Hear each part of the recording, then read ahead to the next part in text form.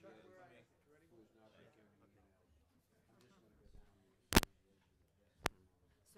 in their home like 5 days a week, but his legal address and where he pays his taxes and his census is all. All in favor? I pledge allegiance To the flag of the United States of America and to the republic for which it stands, one nation, under God, indivisible, with liberty and justice for all.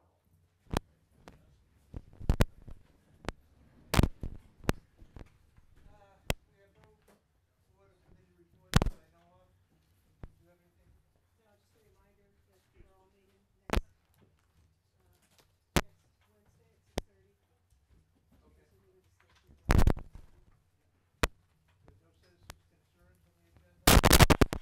We will have a public hearing at 7:30, a continuation of the special permit Turn on your. for the Piper turn on property the in mic. Scotland Road. Town administrators report.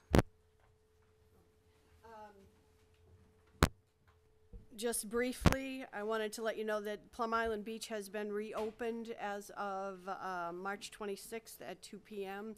So there are no longer any restrictions for public access. Also wanted to let you know that the assessors reorganization is moving forward.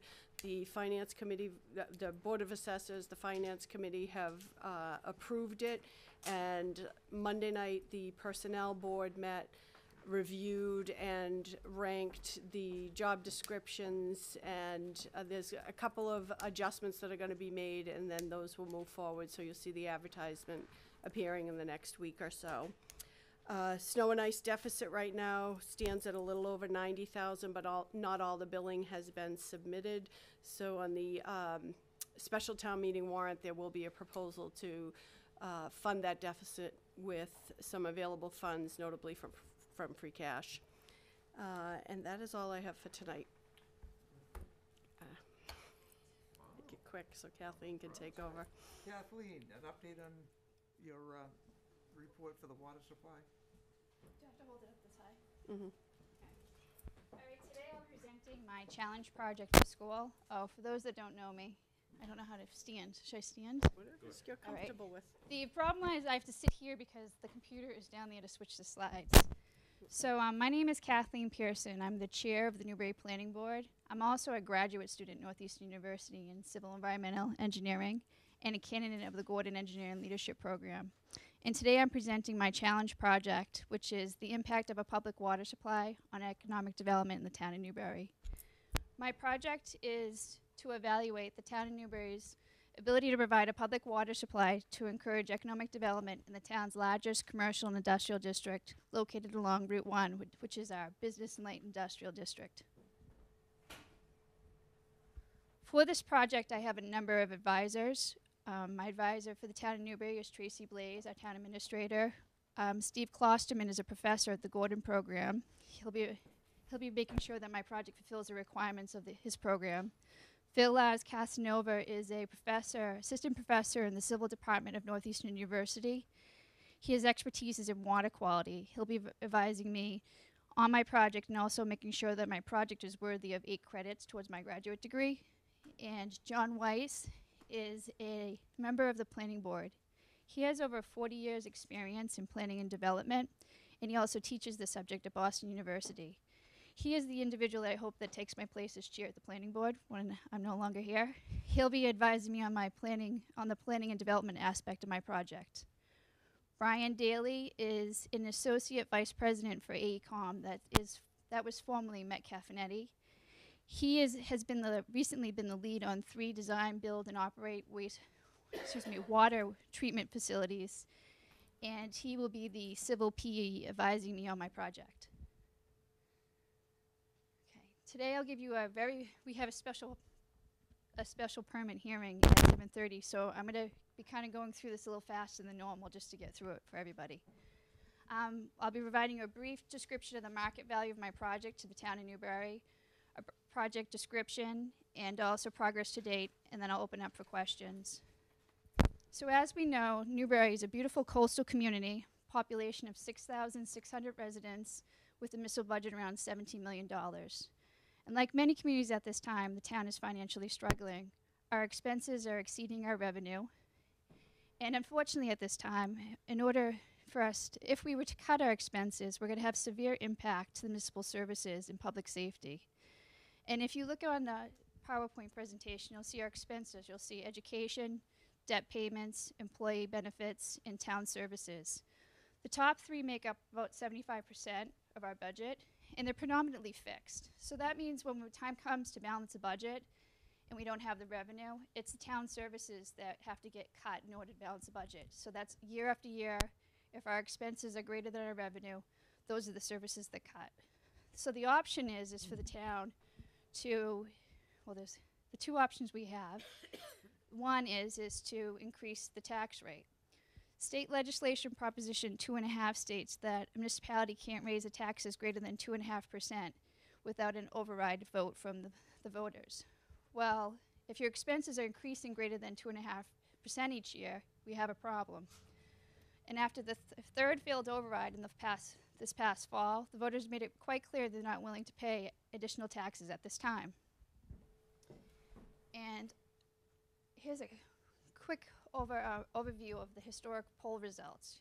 We have the 2011 May override, the May 2012, and the November 2012.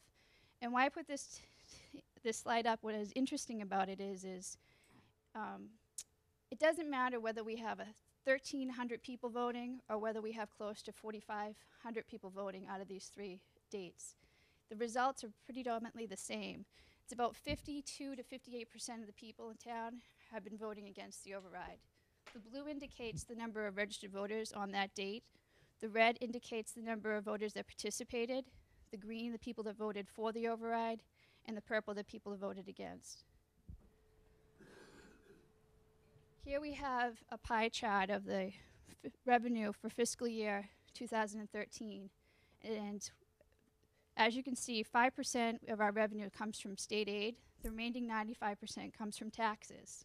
6% from excise tax, 86% from property tax, and only 3% from commercial property. So that's where my project comes into play. We want to see if we can increase that 3%. Now this is a cut off on the top. What we're looking at is a map of Newbury. And what I want you to focus on right here is the colors. We're concerned about the colors on the map. This is the zoning districts. Now, the pale yellow, which is predominantly mostly the town of Newbury, that's our agriculture and residential district. I'll actually walk over here and point it out to you. So the areas where we can encourage economic development is this large pink area in the center. That's our business light industrial district. We have a commercial highway district right here, and we have a few areas down here. We also have the Parker River Marina District. But it's quite obvious our largest commercial district is the one in the center, which is our business light industrial district.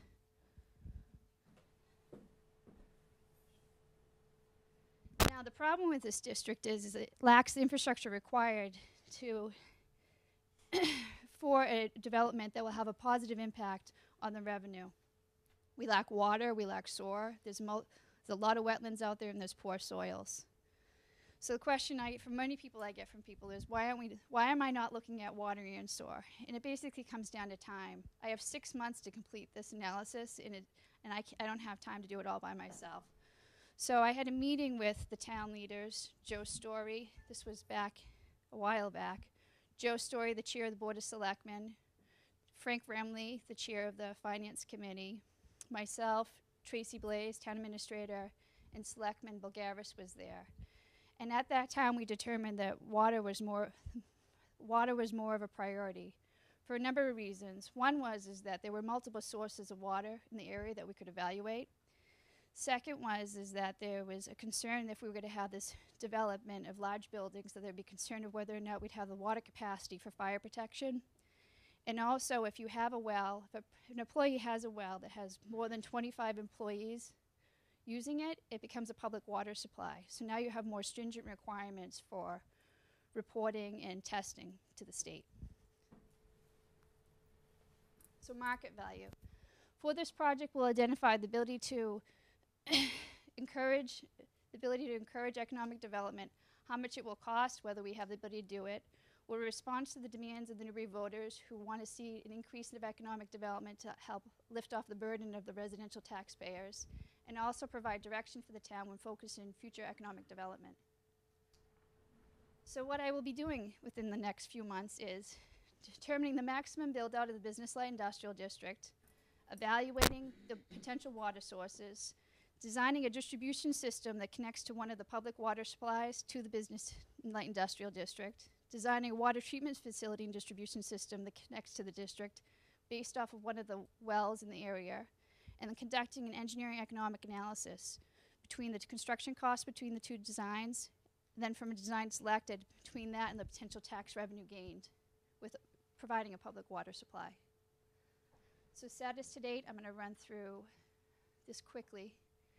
For the maximum build out, what I did was, with the help of John Weiss, we were analyzing the properties off of Route 1 in the Business Light Industrial District. What I was looking for was areas of acreage of continuous upland. So we know that there's a lot of land there, but there's a lot of wetlands in there also. So we're looking for large buildable sites. And what you see in red are the parcels, not the upland by themselves, but the parcels. And within these sites, you have a number of acres of upland. Site 1 has 49 acres, Site 2 has 21, Site 3 has 20, and Site 4 has 23. From this, we have to make, when we're looking at the maximum build out of this area, we have to make some assumptions and we have to select some design criteria.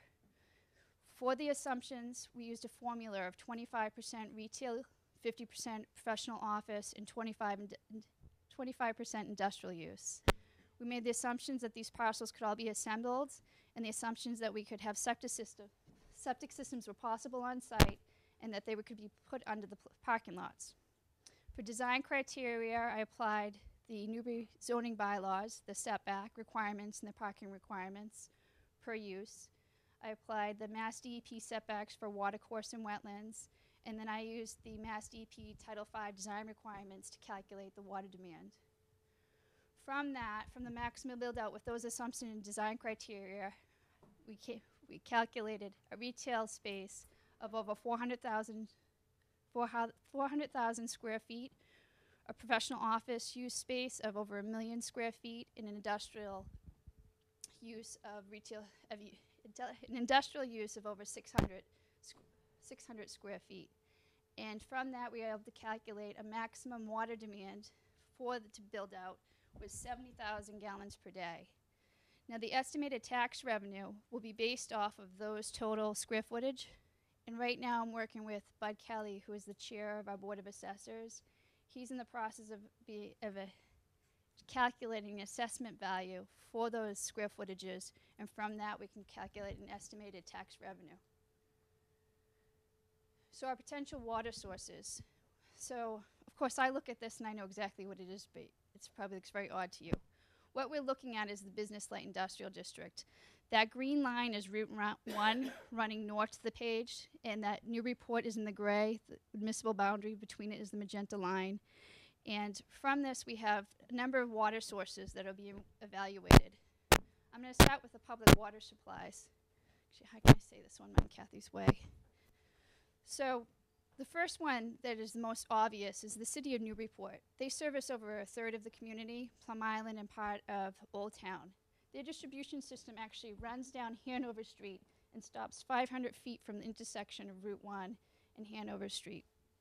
Last year, Selectman Story, Tracy Blaze, and myself met with the Water Commission over at Newburyport with a number of their water employees and also the mayor of Newburyport. At that time, we made the request and the plea for them to extend the distribution system to Route 1. And the response was very polite. The town of Newbury would have to offer something of great value to the city of Newburyport for them to move forward and to extend the distribution system. So that option's off the table because we don't have anything of great value at the time. Fortunately, we have another private water company that's located over Byfield that services the majority of the Byfield district, and that is the Byfield Water District. Their distribution system ends approximately 1.4 miles from the southern portion of this district to Boston Road and Route 1. I met with their water commission, and they actually are in favor of extending the distribution system and increasing the commercial base. They don't have the funds to fund this connection or the construction costs, but they actually would consider it. So I will base my design of the connecting an existing distribution system to their public water supply. Now the circles that we have on the map towards the top right-hand corner are a number of wells that I've heard about and been described to me since I've been on the planning board. So I looked into it, and the one that I do want to tell the selectmen so that you're aware of is the well at the elementary school that had come up previously in the past. After meeting with the head custodian, talking to the facilities manager for Triton, and also speaking to the retired head custodian, it was determined that that well no longer exists, so it cannot be located. So we have 3 other wells in the area, and after speaking to the city of Newburyport, their water superintendent, Paul Colby, it was determined that I should base my design for designing a water treatment facility off one of the wells off of Parker Street. This was a well that was previously utilized by the city of Newburyport for the distribution system back in 1982, but it was taken offline after 2 months due to the poor water quality and complaints from their customers. I originally was going to base my design off of historical water analysis from the city of Newburyport that they provided me. However, I received permission from the property owner to take water quality samples. So that's been conducted, and we're waiting back for the results. So just to sum up, to date, my design of the distribution system will be connecting to the Byfield Water District. I've met with the water superintendent, and I'm in the process of designing out the distribution system connection. My design of a water treatment facility will be based off the well that I just mentioned to you and off the water quality results that I received back from the lab. Some other interesting information for the board to be aware of is, with the help of Selectman Story and Selectman Walker, I was able to track down the descriptions of the Old Town Water Commission. For you that are not familiar with this, the Old Town Water Commission is the authority of water in Old Town. They're actually not affiliated with the town of Newbury. They're a separate entity.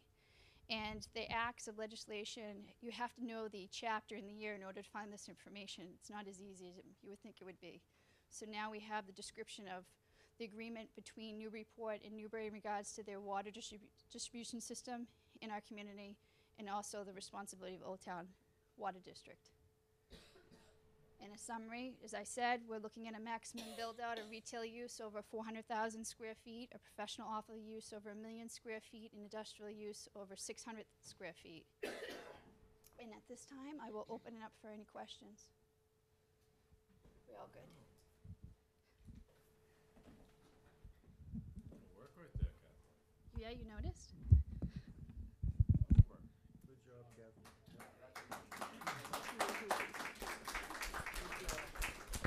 Captain, I have a question. If we go, assuming we can get water from one of these 2 potential sources that you mentioned, with this build out, is there really enough space to put in leach fields and so forth for the sewage disposal systems, since they would have to be on site? Realistically, I would think that the maximum build-out would not be built, because, I mean, it's like looking at a residential lot, saying what's the maximum size house you can put on it. If you have an acre lot, you're not gonna cover that to that point. So the answer would be, as far as, I can only make an assumption. I can't give you an answer. We know the soils aren't great out there, or they'd have to be perked.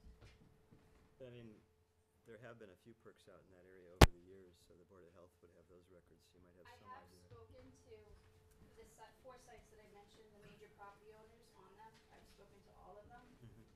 And with the exception of the Drakowskis, who had a residential home that they moved out of, the rest of the property owners are very eager to be able to do something with their property and develop it. It's just a lack, like they said, they need water and sewer.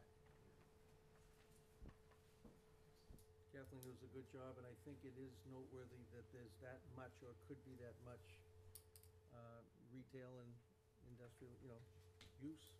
There's at least a potential. Right now, more than half of our commercial revenue comes from the business light industrial district, and as you can see, it's very undeveloped. It does have more potential.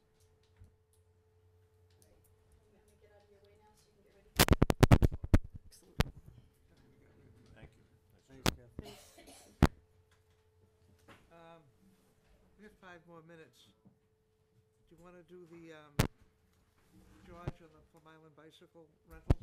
It was continued from the 26th.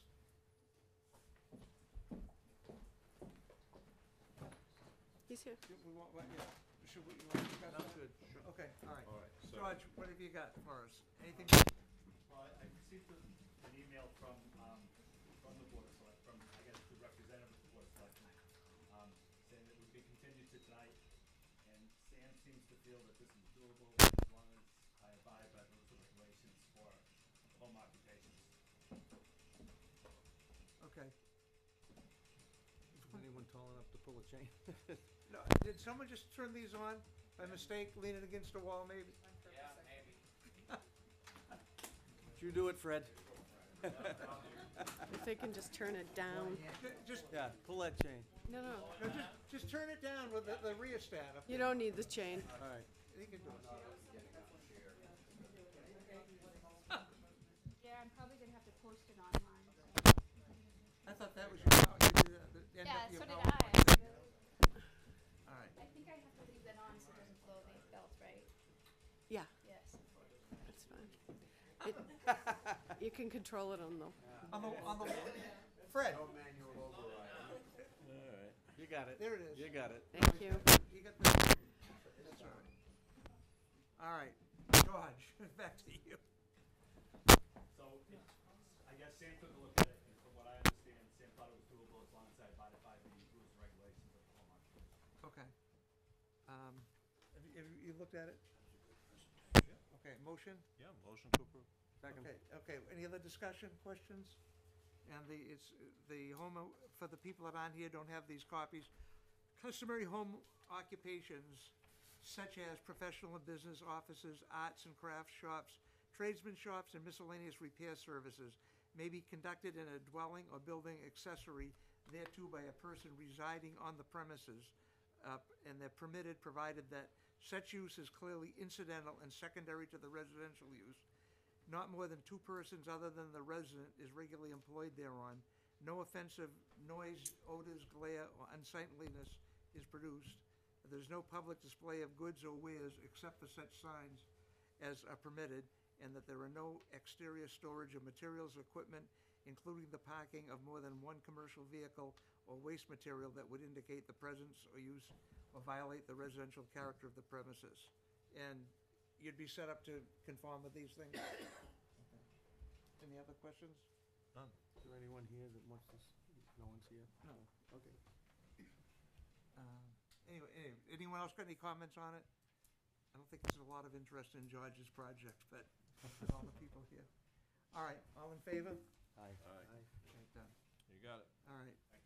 Yep, thank you. And none of them damn, sorries, right? The roads are so narrow down there. We have to sign warrants for the special state primary and Newbury's annual election on April 30th. You got those, Kathy? Okay. You want to look at them, or does everyone know what they are? Okay, motion? Yep, motion to approve. To Second. accept, I'm sorry. Okay. Any discussion, questions? Where are you sitting? All right, all in favor? Aye. All right, we'll sign these, then we'll go into, we can do one more thing, Nomination. Yeah, Carol LaRock ought to be a quick one. okay? Motion? Motion to nominate Carol LaRock as the Inspector of Animals for the town of Newbury. Second? Second motion. Any questions? All in favor? Aye. Okay. We'll start out when we open up afterwards for the Little League thing.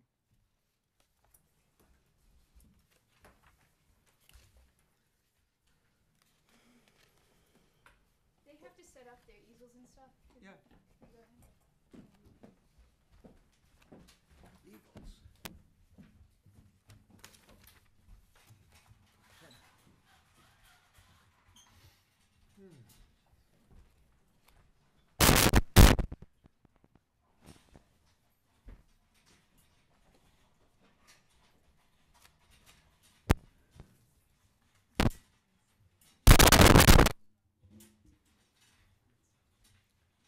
While they're setting up, since Joe is going to recuse himself from this public hearing, I'm going to take over sort of running the public hearing, and then we'll switch back to Joe as chair after we're through with the public hearing. So as they're setting up, I just want to remind you of the ground rules that, we'll start out with the applicants updating us on their proposed project.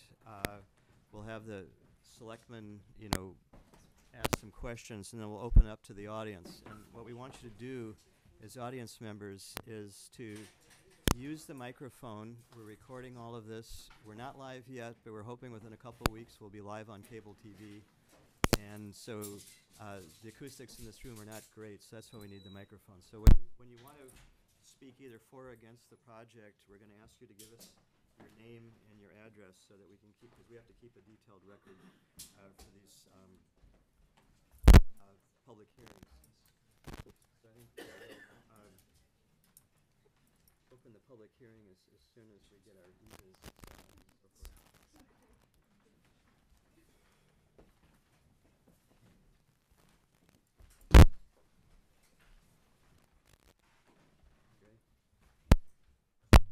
Okay, well, this is a continued public hearing, so we'll open the public hearing at this time, and we'll turn it over to the applicant team to tell us what they've been doing since the last meeting. Thank you very much, Mr. Chairman, once again, and members of the board. My name is Rich Kleiman. I'm from Sagestone LLC. We're solar developers. We're the project proponent, along with the landowner, Gene and Donna Peichel, who are here. And Donna's going to say a few words after I do as well. I wanted to introduce the members of my team that are here as well. We have Rich Williams from Williams Sparagus, who is our civil engineer. Jonathan Clavens from the Clavens Law Group, who is our attorney.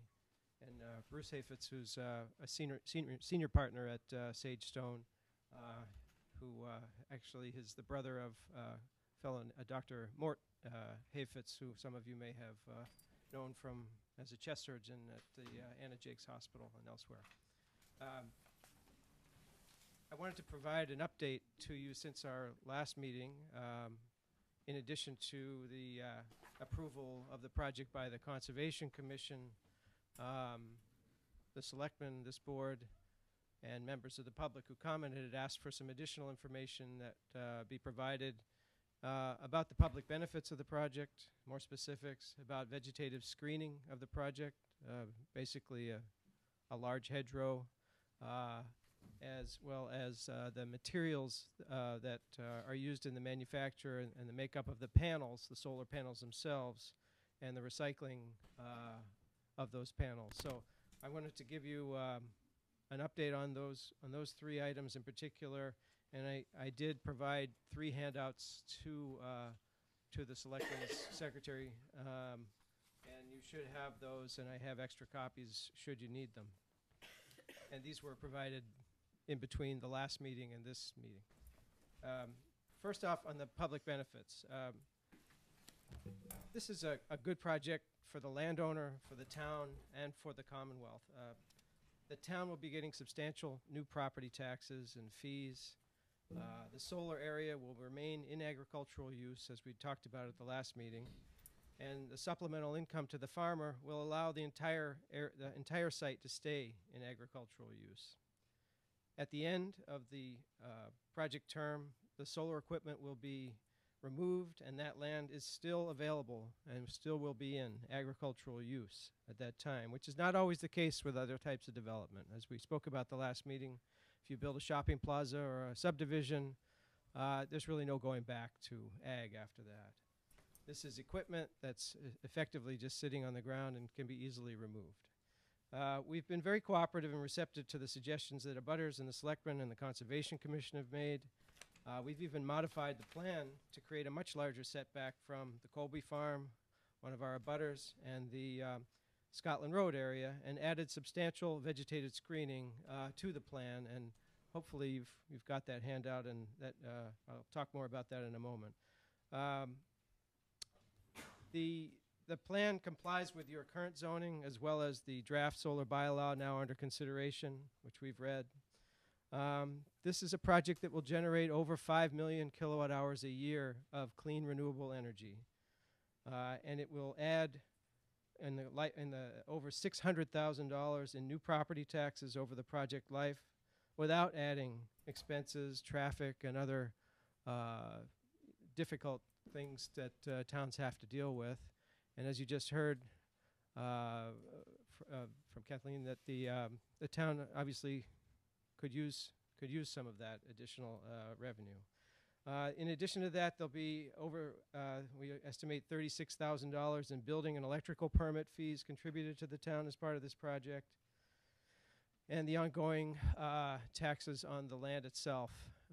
So we also propose an educational outreach program to the Newbury schools, providing presentations, site visits, access to the educational website so students and residents can monitor the solar farm's production and the carbon dioxide emissions reductions and understand how solar farms work. Let me talk for a minute about the vegetative screening, because that was something the selectmen specifically requested more detail on at the last meeting. We provided you a handout on that.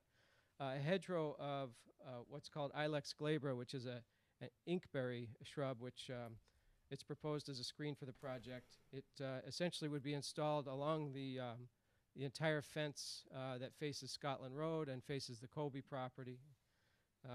This is a common evergreen shrub, so it's green all winter, and grows 6 to 10 feet tall and 6 to 10 feet wide, and is not susceptible to deer browsing. And it's also well suited to the soils and the conditions of this site, and provides good habitat value for birds and other wildlife. About the panels and the materials, I did provide you with a handout about the panels and materials and some specifics from the manufacturer, which is Trina Solar, about the panels. The main materials found in these Trina panels are glass, aluminum, and silicon. Those are the main components, but you also asked for more detail about what else is in those panels. They also contain a substance called ethylene vinyl acetate, which is an encapsulant. It's also known as foam rubber. It's used in cleats, in athletic cleats, ski boots, hockey pads, boxing gloves, and helmets. This is to encapsulate and seal the solar panels. Also, there's a compound called polyvinyl fluoride, which is a non-reactive polymer. It's used commonly in raincoats. Again, it's a sealant type of material. And lastly, the polycrystalline silicon is a quartz derivative considered inert and used in ceramics and cement and other common building materials. The panel cells are sealed in this EVA, which is the foam rubber I mentioned before, and it prevents the environmental exposure of the panels and the materials if the glass is somehow broken. So they're sealed even behind the glass. The crystalline silicon cells are printed with a silver paste, and that's for the electronic transfer. The cells are soldered together, and the solder is sealed with this EVA foam rubber. So even inside the glass and aluminum case, they're further sealed with this foam rubber material. It's all completely encapsulated. With regard to the environmental responsibility of the panel manufacturer, Trina Solar is ranked #1 in sustainability by the International Environmental Rating Agencies. The majority of the and I provided the web links to this information and some summary in your handout. The majority of the materials used in these panels are recyclable and have a substantial salvage value, including the silicon, trace metals, and aluminum casings, in addition to the racking and the wires. The non-recyclable materials are recaptured and disposed of responsibly. And Trina has a panel recovery program, which I also provided information on, and they collect and recycle unused or defective panels.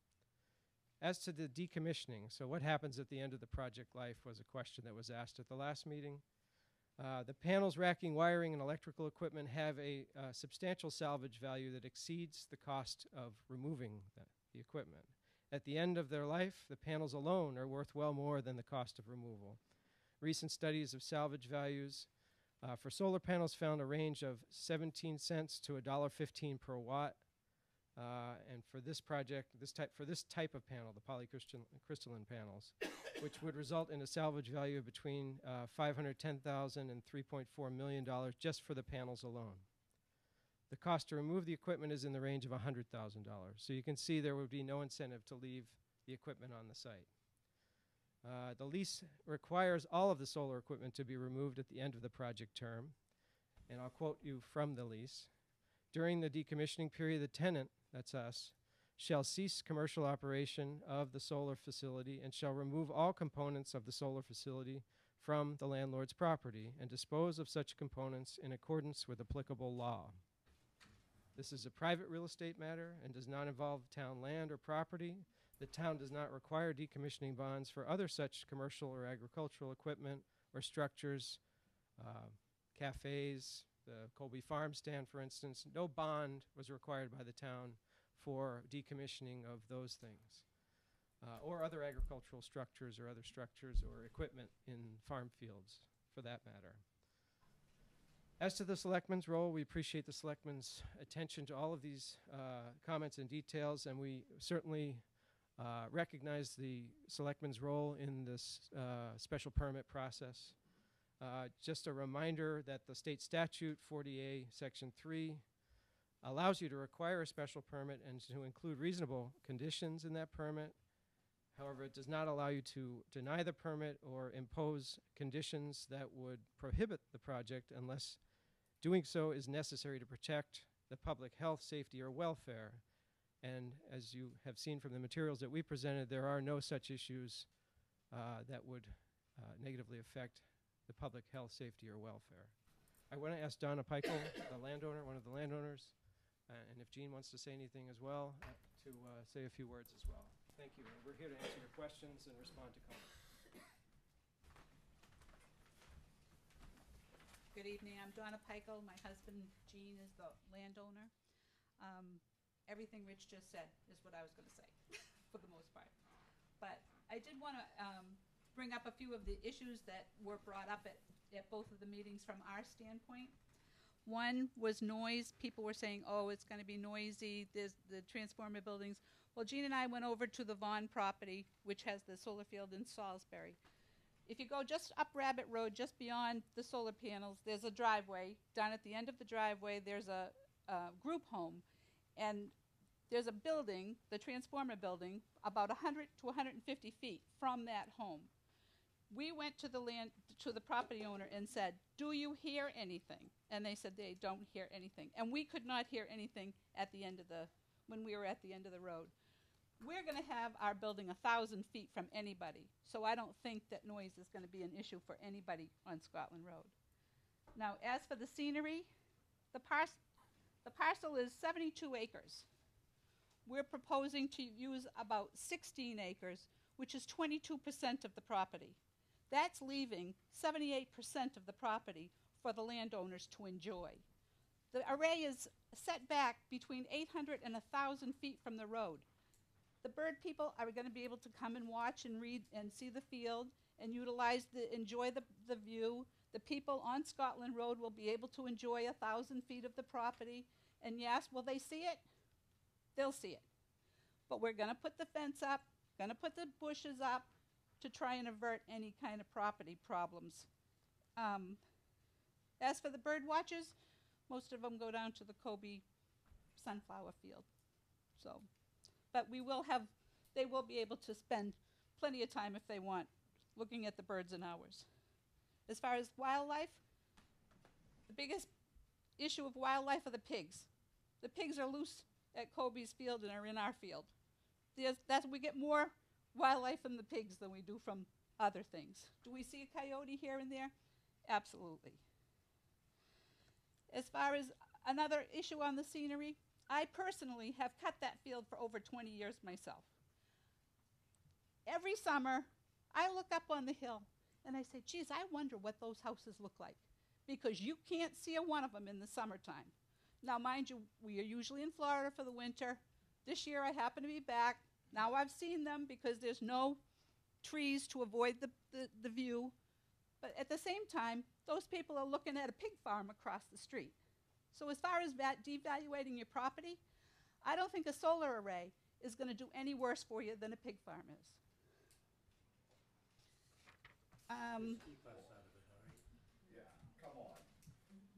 Keep going. I told JR I was going to make that Okay, mention, folks, so you it's know- not something that is unaware. No, But the please- fact is the fact. I mean, when I'm not trying to belittle anybody, but you're saying that my array is going to make a difference, and I'm pointing out to you the other issues that are there that will make a difference in your property values. As far as Just a second, I just want to remind the audience, please, no comments, you'll have your chance later, but please let her finish. As far as the beauty of the field, we take a lot of pride in that.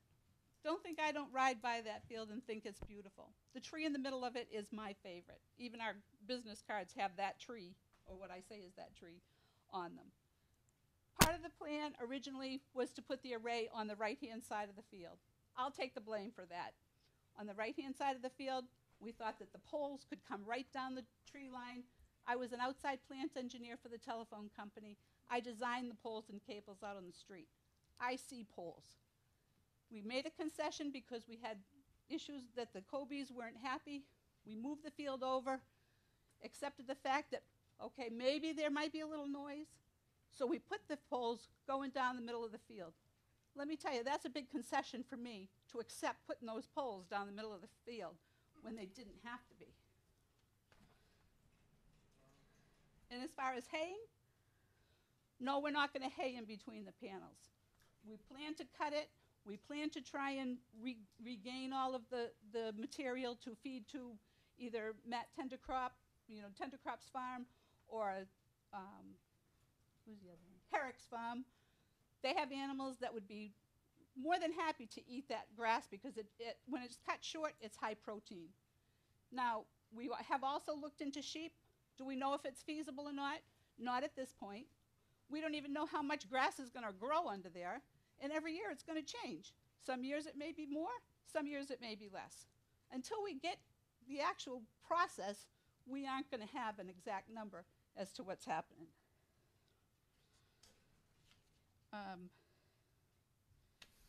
I know someone here stood up last week and told you all that we would not, my husband and I would not maintain underneath those arrays.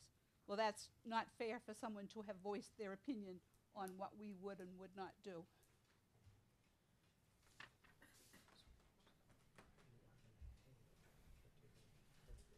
That's what I said. We're going to collect the hay to feed it. We're not going to hay it as far as bales of hay. And our feeling is that the solar definitely is going to save on fuel emissions. It's the energy of the future. It's going to come to town. It's on people's homes. We're just trying to do a little bit bigger of a project. And we personally are happy to be doing business with Sagestone. We think they're a reputable company. They've chosen panels from the most reputable panel company that they've provided. And that's not something that we're dreaming up. That's coming from a solar watchdog organization. And they issue something called, what is it called? Solar.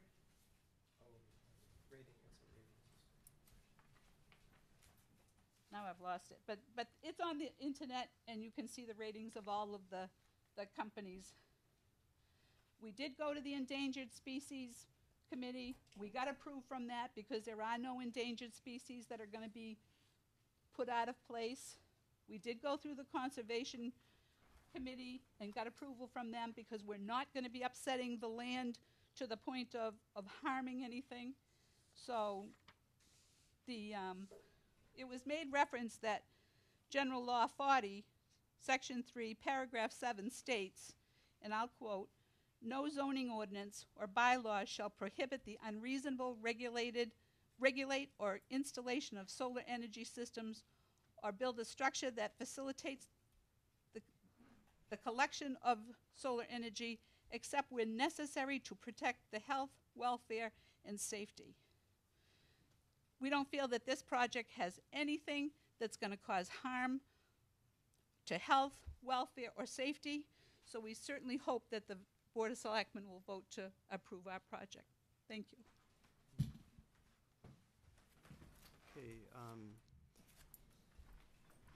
fellow board members, any questions for the for applicant team? Probably no questions right at this point, David. But as this thing proceeds tonight, I'm probably personally, because of the intensive use that the solar panels present, it took me a long time to try to digest all the material that's been presented to me. And I went and asked Tracy to get some advice from town council, and we've talked to quite a few people. Our governor has decided that these things are somewhere between ice cream and chocolate candy. And it's made it almost more rigorous for the selectmen to have much leeway in not granting this permit as it would be like for a 40B development in your town. And that's what was quoted by Rich when he was talking about, 40A, the MGL 40A. So, when you talk later, if you can, help me. Because when we go into public health, welfare, and safety, if we start to talk about the view, you're gonna have to tie it, at least for me, to something that affects public health, welfare, and safety, or I can't even address it as part of my decision for approval of denial of the special permit. Chuck, any questions at this stage? Yeah, it really rankles me that they can put this in front of me and tell me that I have to vote for it. That alone right there makes me want to just vote no. Why is it even in front of me if I can't? Why are we dragging everybody out to go through this if we have to vote for this? I can't begin to tell you how this angers me. But if the town is going to get sued, I stand a chance to get sued, I'm going to vote yes on this because I have no choice. My hands are paying on that. Even though we may not be able to vote on this tonight because we don't have a full board here. I understand we need a supermajority of the board. Am I correct on that? Yep. Okay. But while everybody is here, I want everybody to know what my opinion is on this thing. The majority of people elected me on the board. The majority of people here tonight are against this project. And we have other projects out there coming in. There are 5 proposed sites other than this one. Why can't we choose? Law says no. Therefore, please understand, I am very reluctantly going to have to vote yes for this. But I think I do believe what is driving some of the rhetoric that Chuck was talking about, and that's why I really ask folks. We've worked with our departments, with the Conservation Commission. We've looked at these things, and when people speak tonight, please enlighten me if there's things I don't understand, because I would like to be able to have an expanded knowledge that so far I haven't been able to delineate is going to be negative enough to push me to change my vote. But Okay. I've said enough. Just for the audience benefit, to sort of clarify this law that people are referring to as 40A, unless we're dealing with health and safety issues, we cannot, under state law, we cannot deny the permit, but at the same time, because it is a special permit process, we can shape the project, okay? So we have the discretion as a board to talk about things like landscaping, exactly where the arrays are located and so forth. So we can, unless we, are convinced that health and safety sorts of issues are at stake here,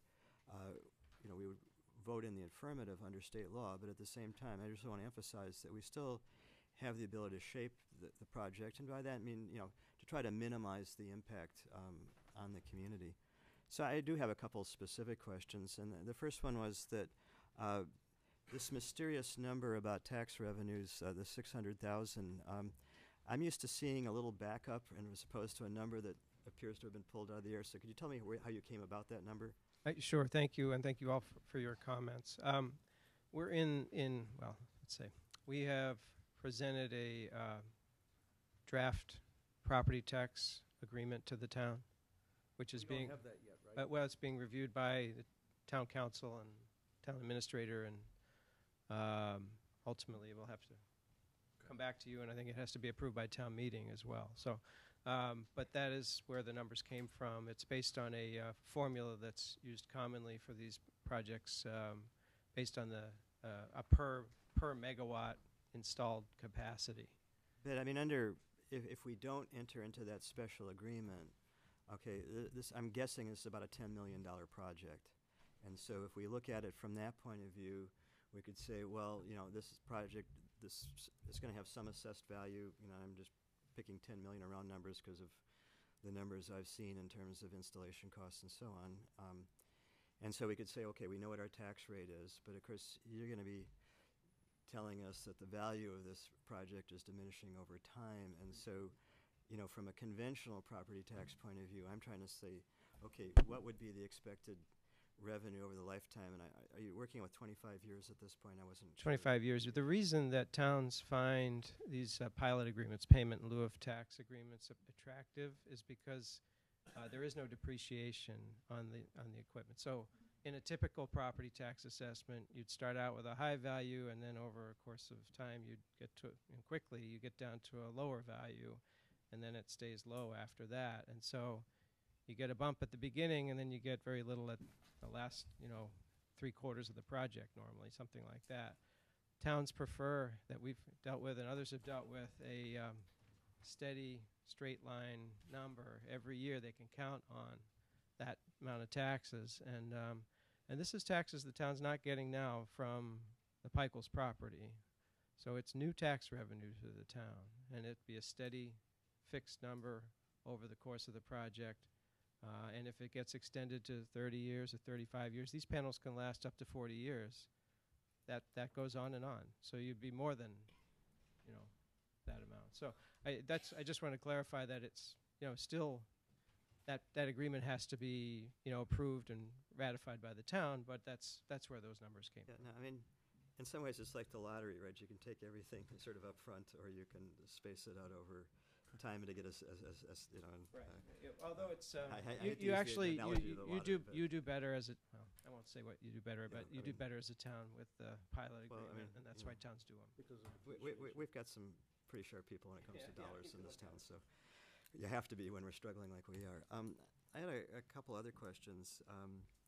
So as I understand it, that if I understand Chapter 61A, if this land is taken, if its primary use is no longer agriculture, then that piece of the property is not under 61A, so there'd be some rollback taxes and so forth. Is that your understanding as well? You know, we've had some preliminary discussion with the town on that. Town council's looking into the issue. We haven't had a definitive answer yet, but if the town tells the Pikel's they have to do that, I mean, it's really up to the town and the Pikel's about how that's handled. We've presented a case that keeps the land in agricultural use, but I mean, maybe Gene or Donna want to speak to it, but Well, as I read I don't Chapter think it's- 61A, it talks about primary use. yeah, and we're so- not gonna dispute it. It's a matter of whether the Again, I town, mean, yeah. what the Okay. town council and Right, others yeah. have tell us to do. I Right. think. The other question I had, and again, you know, I'm kind of coming at this, I want to make sure all our David, eyes can are. you just, before you take that one step further, if it comes out of 61A, I would wonder what the chances of it ever becoming 61A again would Well, be. it would only be that portion that has That's the right. solar array. It's not the whole property. Yeah, it's about 15 acres, 15 plus acres. It wouldn't be the whole Right. property.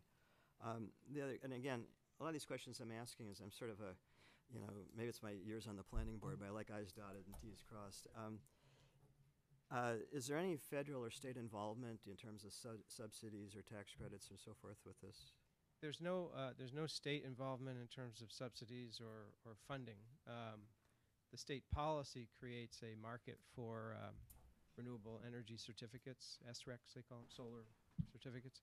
But that's not the state's money or public tax money doing that. Okay, and at the federal level, is there? The federal level, the incentive is a set of tax credits that are applicable to all types of renewable energy projects.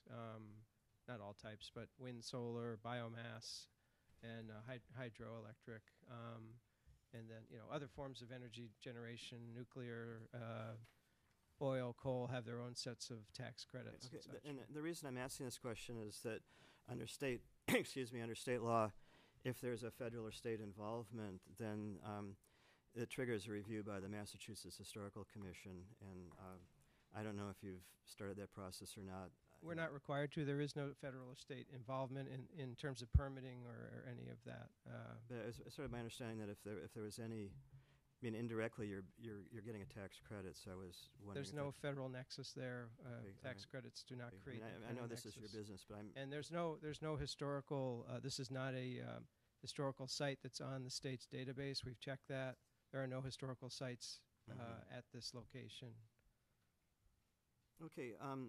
My other question really has to do with this landscaping. You sent us a picture that I gather you downloaded from the internet or something, but it really doesn't look like a landscaping plan to me. And I'm just wondering, could you tell us a little bit more? Perhaps you have some drawings, about what are you really going to do out there, as opposed to showing me a picture of a couple of bushes on somebody else's land. Sure. I don't know if you have the color version.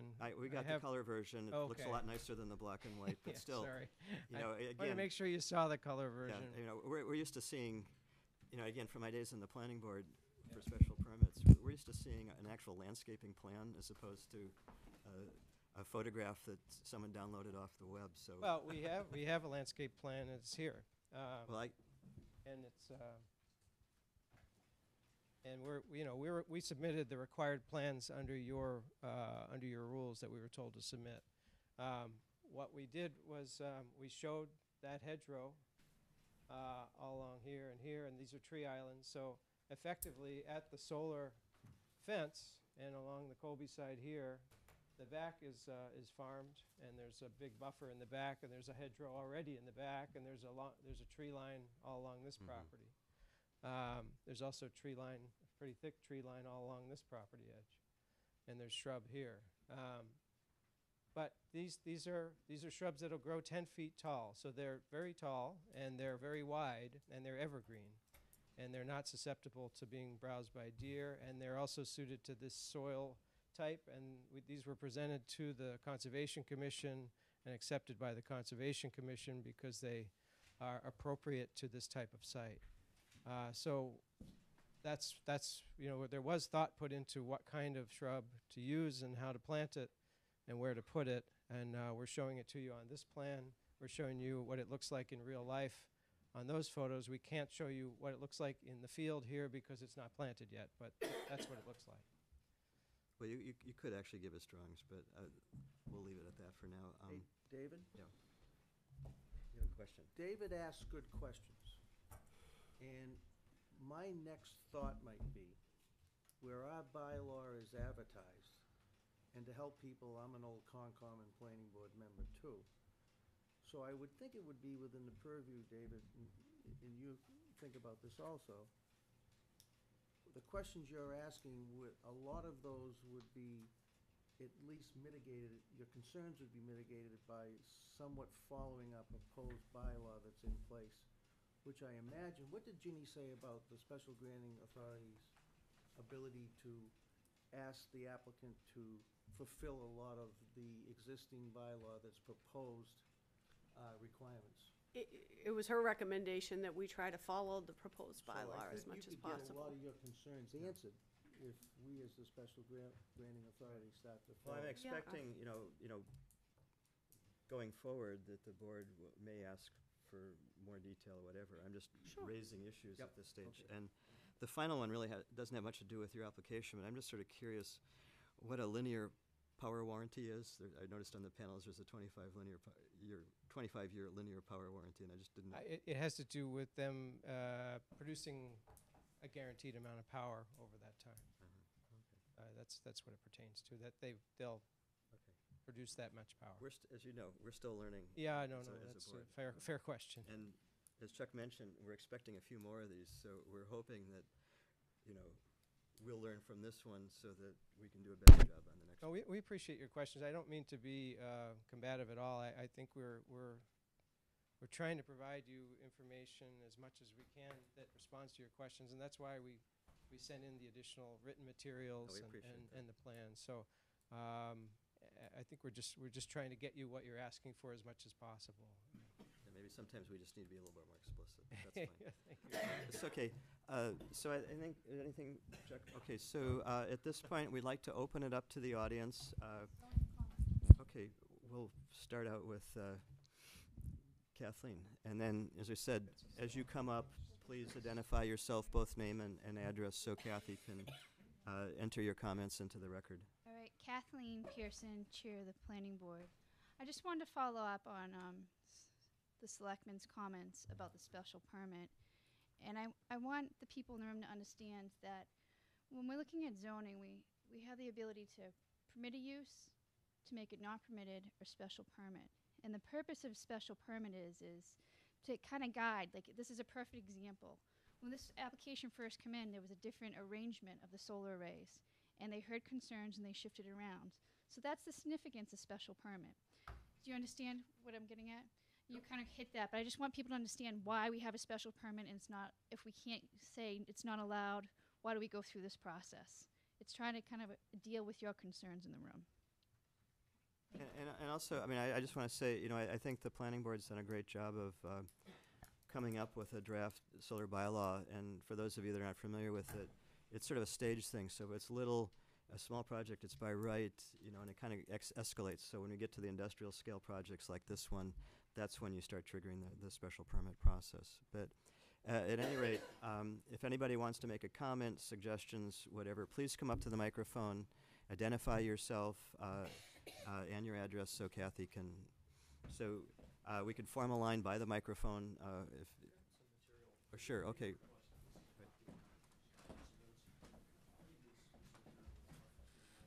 Okay, yeah.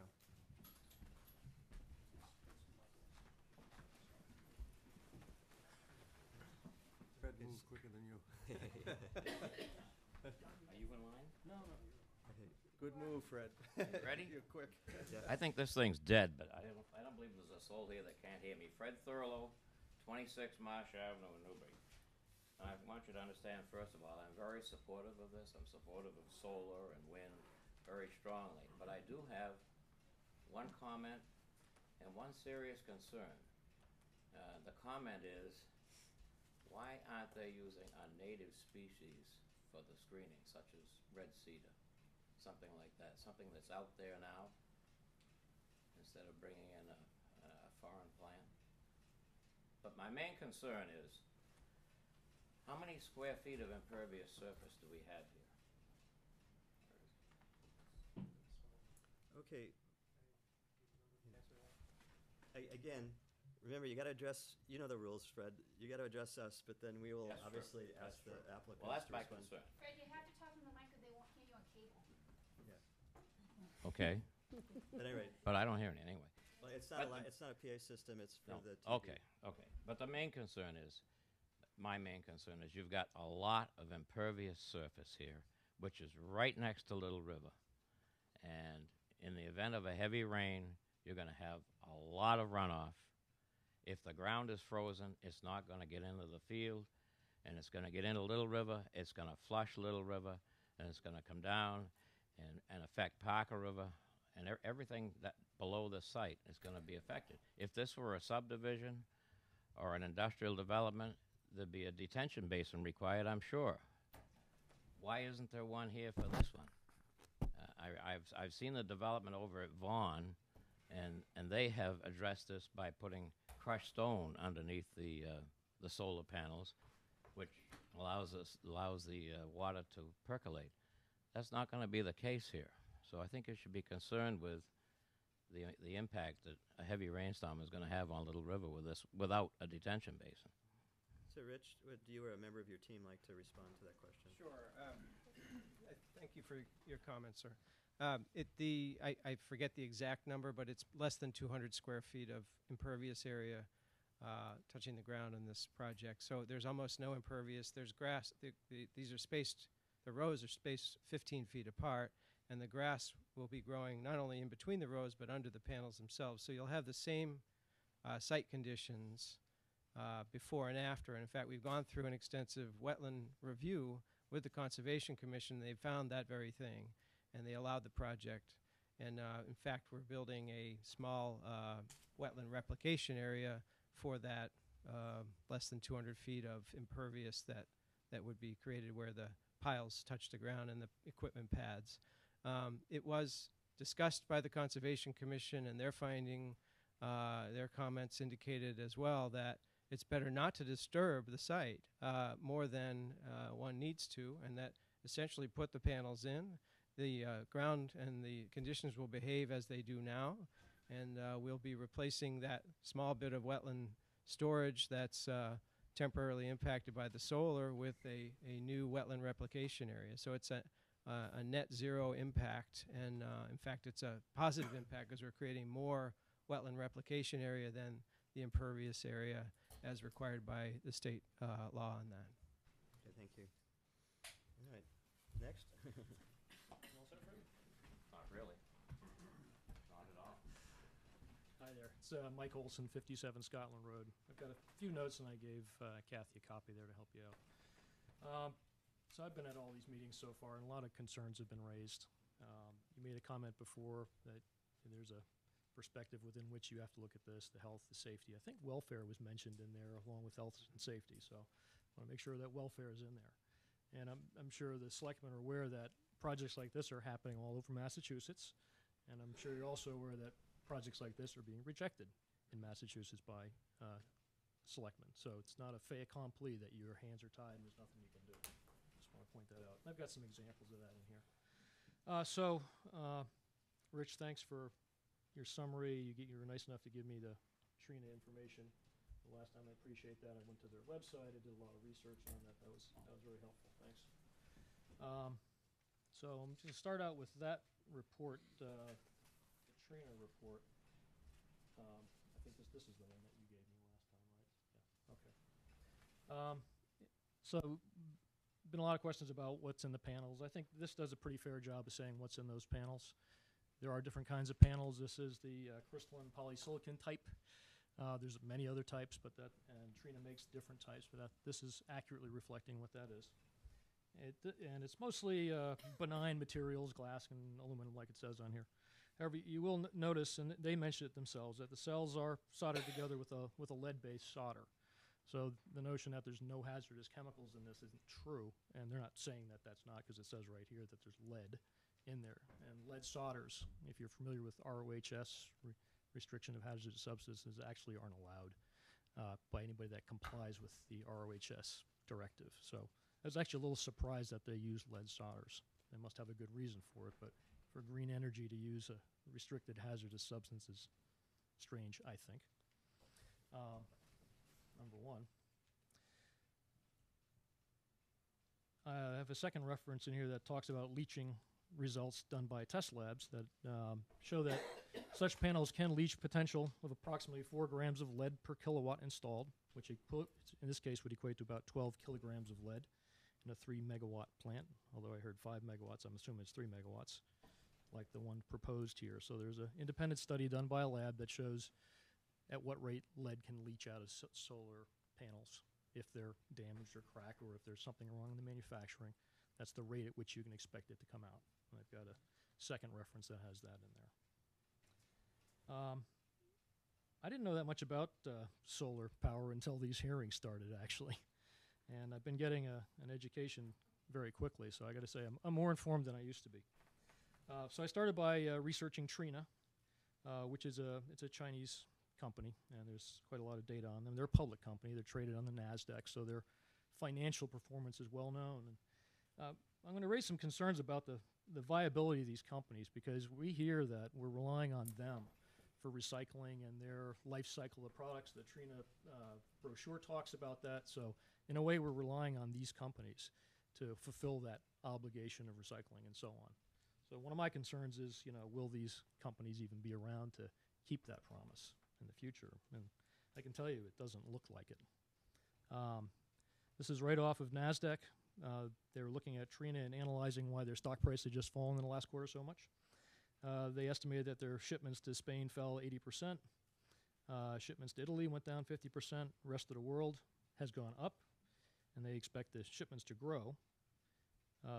Trina as a company had gross margins of 15 to 30%. However, now, due to declining margins, it's around 4% due to underutilization of capacity and significant pricing pressure. There's so many of these companies now that the pricing of these panels is dropping very, very quickly, and these guys are in trouble. So the average selling price per watt of a module declined 40% in 2012, almost half, to around 81 cents per watt produced. And they estimate the prices will continue to decline due to strong competition among Chinese manufacturers and also due to decline in production costs. So they've definitely productionized this, so the prices are falling. It's good for the guys buying panels, not good for the guys making the panels. The Motley Fool, if you know who they are, they're an analyst company that analyzes stock. They also looked at Trina. Said based on their performance, the same numbers in their Q4 report, Motley Fool said, quote, "There's no reason to be optimistic about the financial future of Chinese solar firms, including Trina Solar." Then I found a Wall Street Journal article from March 7th, which is in here.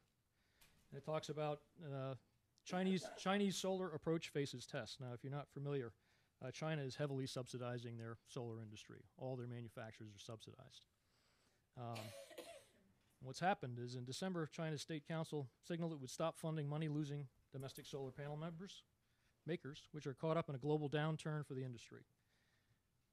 The companies discussed in this article, Yingli, JA Solar, Suntech, Canadian, Trina, Jinko, are all discussed in this article.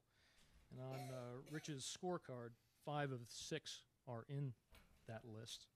And of those, 3 of the 5 score above 86, with Trina scoring the highest at 94. So this is data that was in that information you were given. So I read the scorecard. I actually read all the questions on the scorecard so I could understand what this is. And it is an industry watchdog group. And what their charter is, they're trying to figure out if these guys are good citizens or not. And that's what these questions are about. So they send out this survey, and if you fill it out, they score you, they give you a number. If you don't fill it out, they go to your website, and they give you a 0 or a 2, from what I could tell. And the questions are all about recycling and sustainability and all that kind of stuff. But one question they don't ask in the survey is anything about the financial performance or viability of these companies. So that's not rated in the survey. So we don't know from the survey if these companies are even going to be around. Number 1 on that list, Suntech, has $2 billion of debt. Bondholders are owed $540 million. Credit support from China is not likely for offshore investors, so if you guys are invested in them, start running now, because you're not going to get your money back. Third quarter revenue is going to drop by half, and China's 10 largest solar companies had a combined debt of $17.5 billion. So all these companies are underwater, including Trina, which is losing money. The next reference I have says that there are 180 solar panel makers will disappear by 2015. 88 of them will be in the US, Europe, Canada, 54 in China. Won't last 3 years. Prices dropped 50% last year. European subsidies are going away, so the European companies are all failing. Solyndra, as we all know from the news, is a US company that was subsidized. It's gone away. Price erosion for First Solar, shutting down factories in Germany, US, and Vietnam.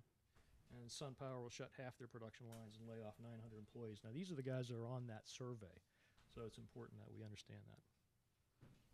Along with this kind of questionable performance of these companies comes concerns about declining quality of panels. So there was a paper, reference number 7 in here, which talks about declining quality as measured by independent testing labs that test these panels. The Renewable Energy World, which is one of these guys that report on this, reports rising defect rates in solar panels in the range of 5 to 22%, with a median of 8% from factory monitoring and independent lab testing. And they said, quote, "You think you're going to go bankrupt in 3 months, so your priority will be on cash flow and not on quality." They're seeing these kind of problems from the US, Europe, and China, so they're seeing this from everywhere, declining quality. Consequence of this is illustrated in the case of the San Diego Unified School District, which was forced to remove solar panels from 24 buildings because they were corroding. The panels came from Solar Integrated Technologies, which has since filed for bankruptcy. So they're not around to help solve that problem. So that town was left with the deinstallation and that problem to solve themselves.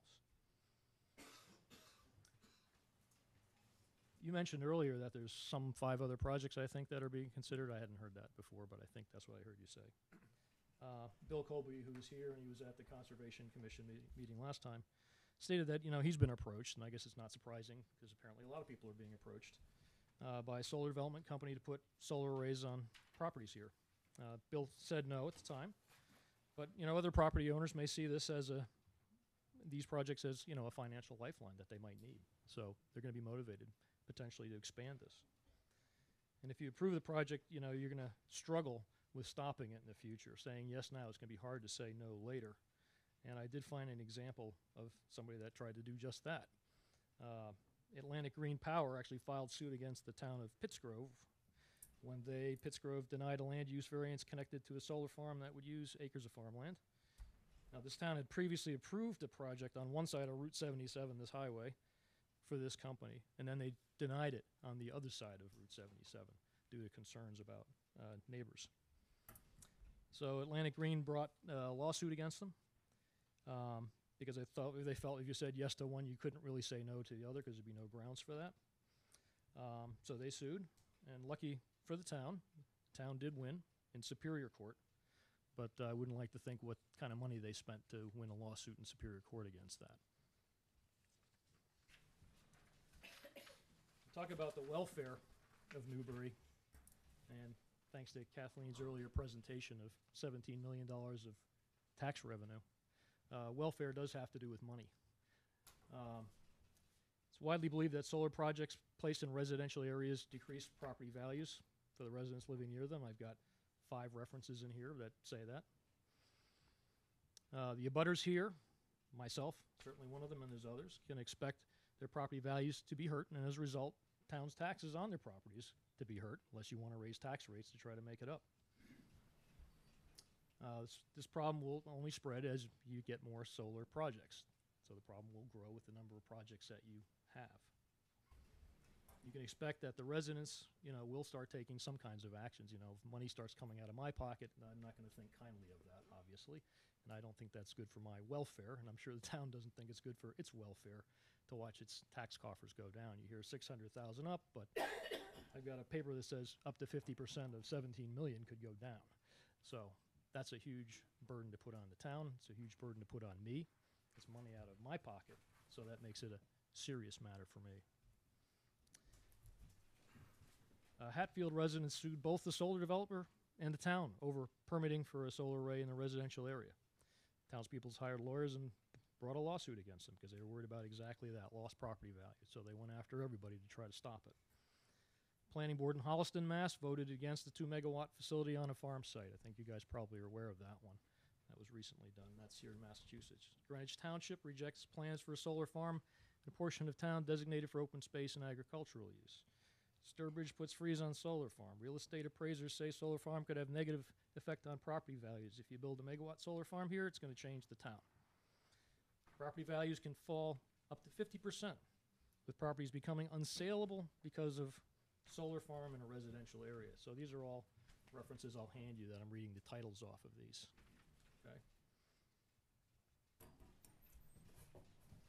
So just in summary, all those points are points that have been brought up at either Conservation Commission or here. I think Rich has tried to address them. He's done a good job. I've done a lot of research to address them as well. I'd say in summary that here's the story. There are hazardous materials in solar panels, even these. Lead is considered a hazardous material. On Trina's website, they're compliant to ISO 9001, 14001, UL, CE, but they're not ROHS, which I find is interesting. I'm an electrical engineer. My company is ROHS compliant, and we have to be, or we can't sell anything. Solar industry is in trouble. Companies are failing financially and won't be around to clean things up later. That's what these articles are saying. Quality of solar panels is falling along with the falling prices as companies are struggling to survive. Controlling future expansion of solar projects will be difficult. Newbury is a target because we've got these wonderful flat open pastures, which is an ideal place to develop these. We've heard it from the developers. They don't have to do much. They don't have to grade the land, come in and they put it in. It's straightforward for them. So it's a good location for solar. Residents in the town are probably going to lose property value, and that's going to, not go good for anybody. If we start losing value, that's going to cause a lot of problems. So in my assessment, with so much downside and risk and little benefits, I think, for the town of Newbury, I see no reason why this project should be approved, and I see plenty of reasons why it shouldn't be approved. And many other towns around us have come to this conclusion by voting against these projects. Sure. Okay, So, anyway. are you done? I'm just trying to, we got probably have a number of other people that may want to speak, so, thank you. Okay.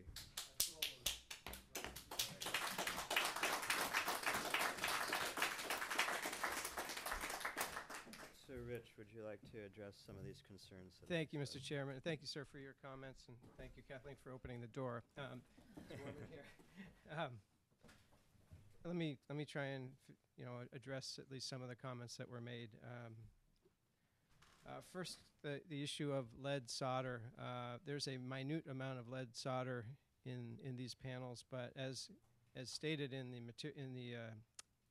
materials information that I handed out to you about the panels, this is fully encapsulated in this EVA polymer, so there's no exposure of that material. Even if the glass is cracked or the aluminum is damaged or something, that little minute amount of solder, and it's a very, very minute amount, is not exposed. There is, and I'm not sure what study he read about leaching, because there certainly was not the Trina panels that we're proposing here. There is no record and no report of Trina panels leaching lead in that way. As for Trina's viability financially, and then I guess the assertion that they somehow would not be able to recycle the panels, there are numerous salvage companies, solar salvage companies out there that would be very happy to take and recycle these materials. I've found a number of them on the web. We know of some of them personally. You don't have to have Trina Solar take back these panels, but there was a specific question at the last meeting from some of the commenters, and I think from the board, asking if Trina did have a take-back or recycling program of its own for defective or panels at the end of their life, and they do, and that's the information we provided. So, it's really irrelevant whether Trina is in business forever and ever, or with regard to recycling, because the recycling will happen at the end of the project life through other means, if that's the case. These panels, just so you know, are on schools, town halls, backyards. My town has them on our town hall roof, on our school roofs, on the ground in and around yards, and in people's roofs at various places in my town and in my neighborhood. There are no reported health effects from these at schools, from people being near them in town halls or walking around them in the backyards.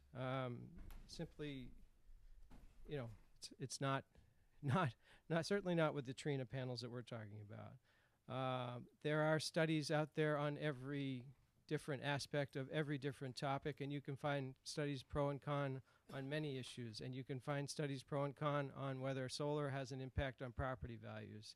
You can find just as many, if not more, studies that show that it has no impact, and in some cases that show it has a positive impact on property values. We are over 1,000 feet from this gentleman's house. We are over 1,000 feet plus the hill, plus the trees in front of his house, plus the new vegetative buffer, plus the tree island and the fence. I would say that we're well away from any neighbors, and we're well in exceedance of any setback requirements in any district in town for any type of development. So I don't see the viability of that. And lastly, I guess, the Peichels have been farming and haying this property for a long time, and they've been, I'd say, very responsible in what they've done, and they've kept a view maintained that is quite beautiful, and we recognize that, and we're trying to mitigate this project and preserve that view and preserve this land for future farming by providing some supplemental income that allows the whole property to stay in farming. They are not the landscapers of the view for the people who live on the hill. They are farmers, and they're farming, and this part of the property will be continued to be farmed, and hay will be collected, and it will be sold for feed. This is a way for them to supplement their income, just as the farm next door built a farm stand or a piggery, or other farms have different structures or equipment on their property. So to tell them they can't do this would be a very unfortunate thing. Okay, do we have anybody else? And again,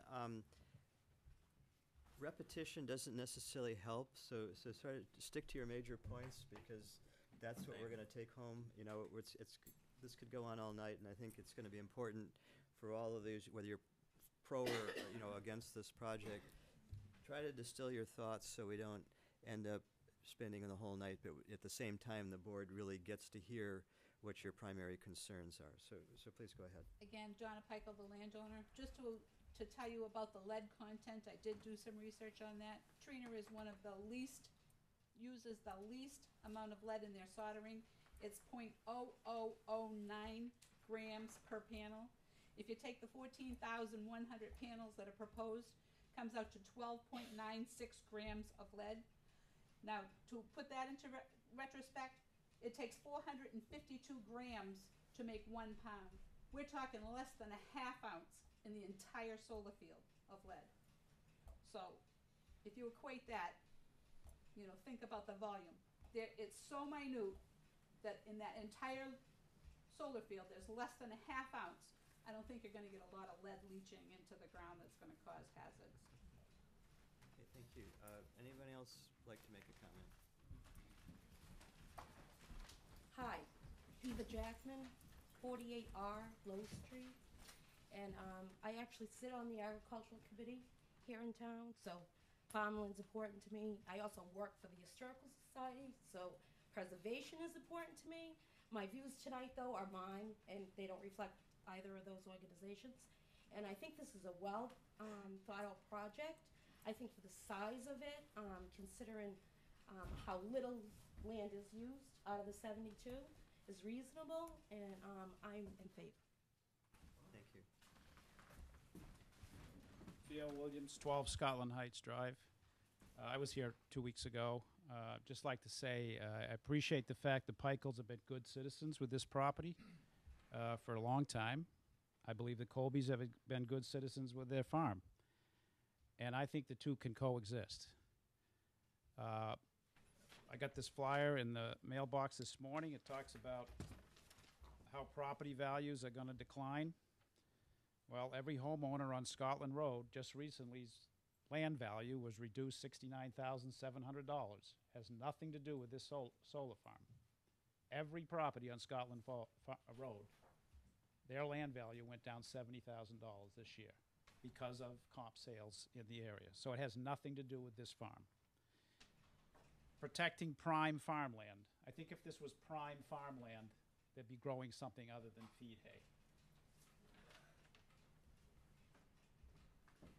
They responded with the hedge, which they didn't have on this plan 2 weeks ago.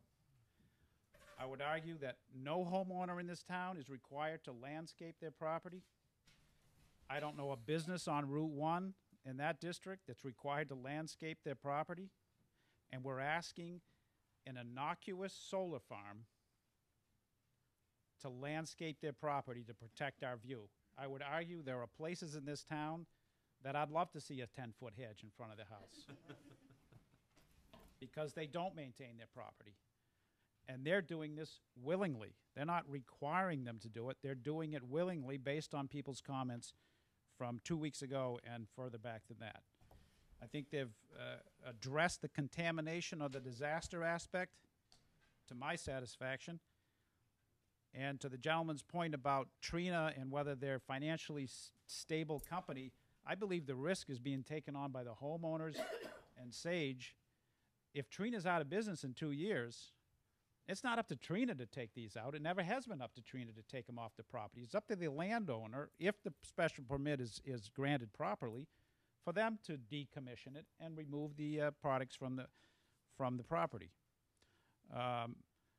They successfully addressed, to me, the property tax income at roughly $600,000 over 25 years. That's $25,000 a year that is not being collected on this property now. And my last point would be, everybody wants to talk about the bucolic view and farmland. Everyone on Scotland Road has to look at those power lines on Scotland Road. Everybody that lives on High Street has to look at power lines. Everybody on Low Street, every place in town has power lines going down every road. And we're not in an uproar about that. We've seen them for years. After a while, you don't even notice the power lines. And I don't think 25 rows, 15 feet apart of a solar farm is going to present a hazard to my view as I look at the common pasture. I'm not for or against solar, but these people are good citizens. They've presented a plan. They've reacted to the issues of neighbors. And I think the selectmen would be hard-pressed to decline this for them based on the comments that Jeff made about the governor, about what the federal government's requiring and the state governments on allowing solar farms to be put on particular properties. Thank you. Thanks, Dale. Lisa Colby, 50 Scotland Road, with another angle to perhaps consider. I've spoken to a fellow farmer in Methuen who 2 years ago installed solar panels on 2.5 to 3 acres of his property. So I said to him, please tell me the pros and the cons. I'd like to know your thoughts and opinions on what you've done. And he said, if I knew then what I know now, I would not have done it, and here is why. When he got his operation going 2 years ago, he did receive a federal grant for part of the financing, but he personally financed the majority of it. He makes a $4,000 a month payment. When he went on to the grid, his kilowatts at that time were worth a certain amount. In 2 years, because enough other solar ventures have come onto the grid has dropped the value to half of what it was. So he thought that he would see the end of the tunnel in 7 years, but now it's going to be 14 years at the current rate. And the company that he went with his solar panels, apparently portions of the panels are guaranteed for 15 years. So needless to say, he's quite distraught. So again, just something to consider. Thank you.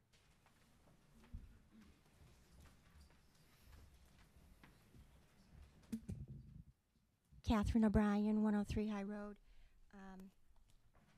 Not to rehash anything, but could I just distribute this to you, please? Thank you.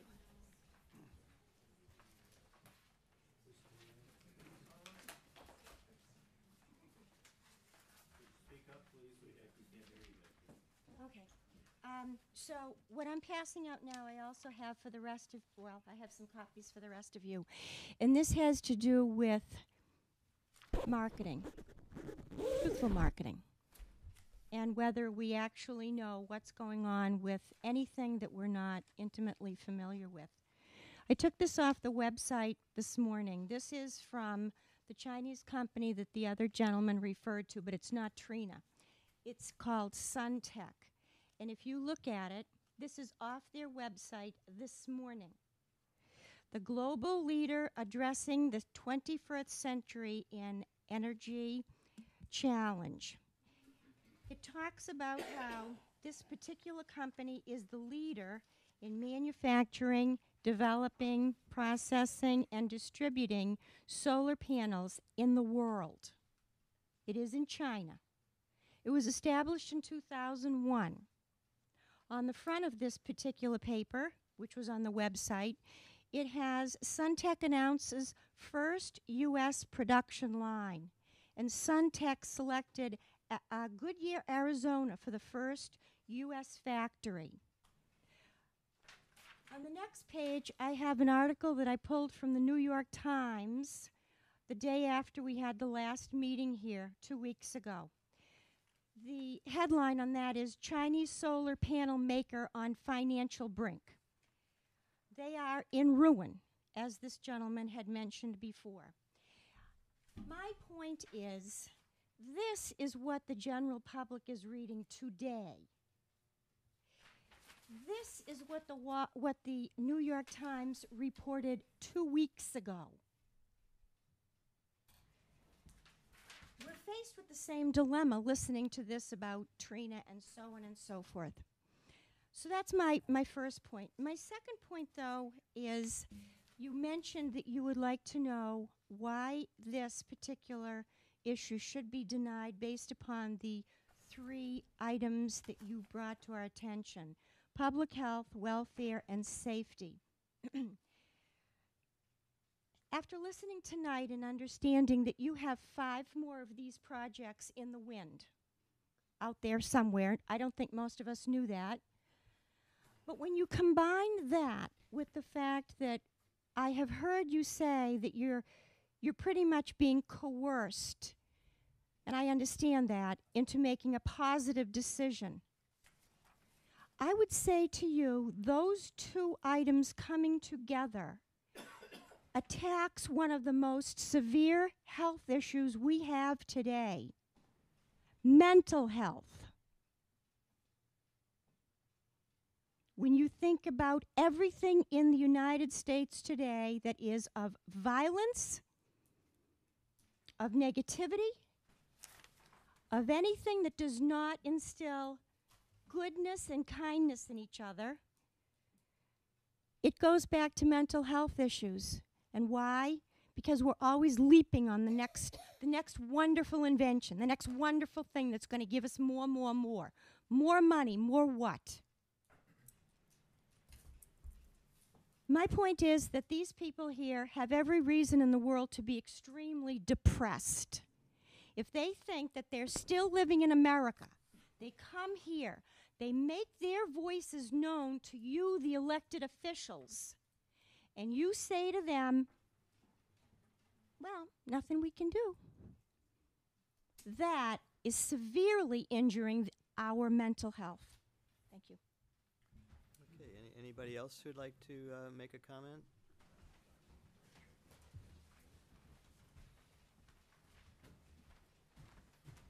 Jack McColby, 31 Low Street. I also operate the Colby Farm with my family at 50 Scotland Road.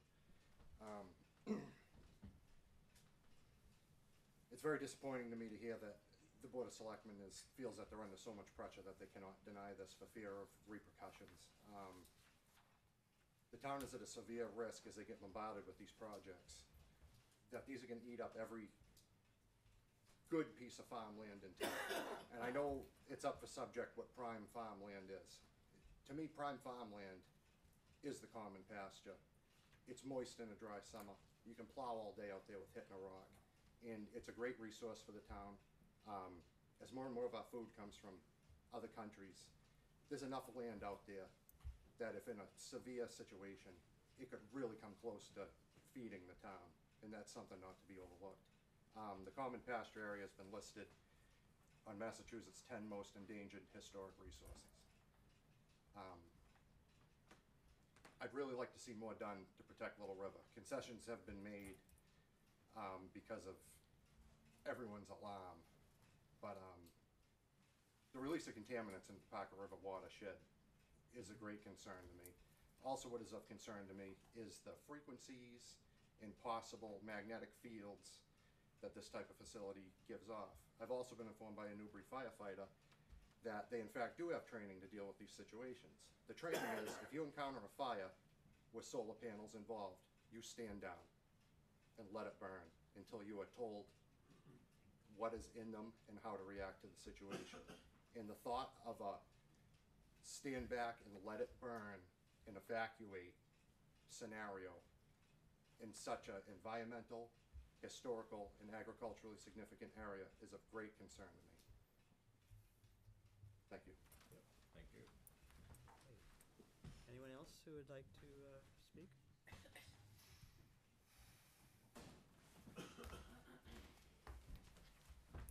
I'm Bill Colby, 50 Scotland Road. And I'll just cut it short. Basically, I have great concerns on how this will affect our farm if things do not go right. Everybody involved with the solar project, they call it a farm, but it's, you know, what I can do, I've farmed all my life and whatever, but that's neither here nor there.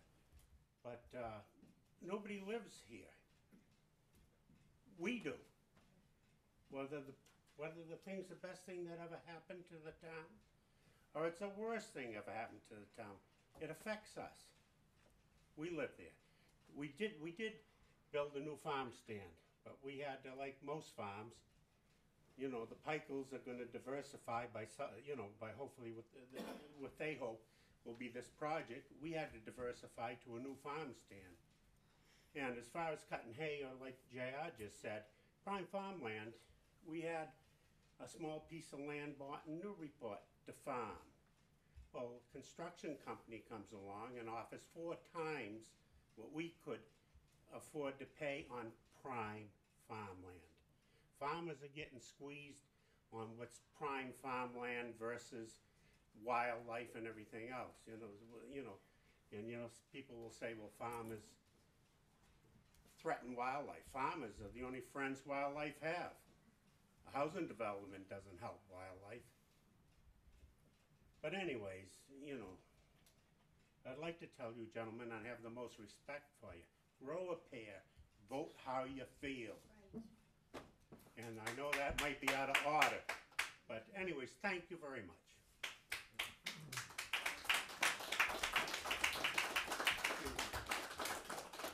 That's right. Do we have anyone else who'd like to speak this evening?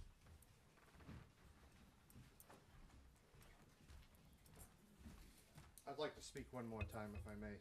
J.R. Colby, 31 Low Street, also of Colby Farm on 50 Scotland Road. Since I was first introduced to this project by surprise several weeks ago at a Conservation Commission meeting, I've really been trying to educate myself about these solar arrays. Perhaps the greatest education I got was from Richard Kleiman. We had a very frank discussion at our farm when they realized how great our displeasure was and all our concerns. And when asked how efficient these facilities are, I said, are they 20% efficient? And he said, no, they're actually less than that. They're 18% efficient. And the real money, and this is, I was told by Richard Kleiman, the real money in these projects is in the tax rebates for the investors, in the government subsidies. And the money is not in running this facility. It's in installing it. And we're seeing an example of that in Salisbury. That property has already changed hands. The ink's hardly dry on that. And the people we're approving to do this may not be the people we're dealing with in the future. They might not be the people we're dealing with in 1 year. And I believe in alternative energy. I'm not opposed to it, but I'd much rather see it on the Route 1 industrial corridor like we were viewing earlier in areas like this. What we could possibly be faced by these dual-use permits, we could be surrounded by a bunch of industry that has a couple animals in the yard for show. And that is not farming, and I don't think it's what we need to encourage in our town. That whole area on Scotland Road that's visible from 95, the common pasture area, it's pristine. And I know some environmentalists might dispute me on that fact, but for almost 400 years, it's been in the same use, the same land patterns. It is unchanged. There have never been structures out there.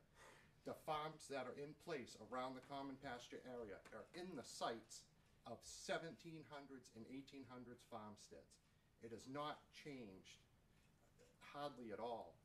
And I know I'm probably biased and it might sound like a not in your backyard, but since I was old enough to go off and explore on my own, I've been all out through that area. And now as an adult, I realize how special that area is. And there are wildlife scenarios and views that I've never encountered anywhere else I've traveled. It is very unique and it's unlike any other area.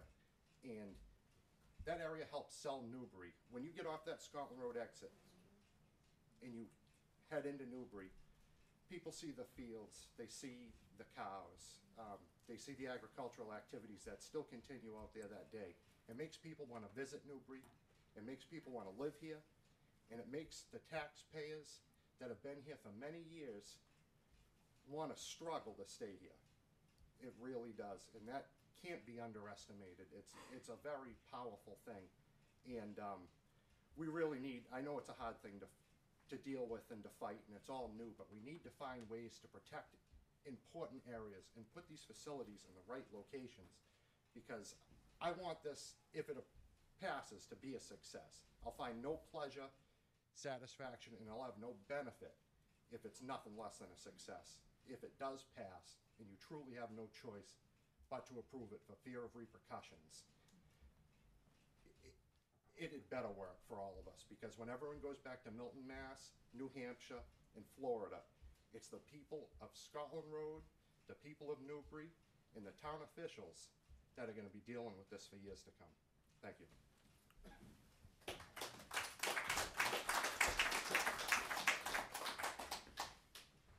Anybody else? Wait, Richard, you want to respond?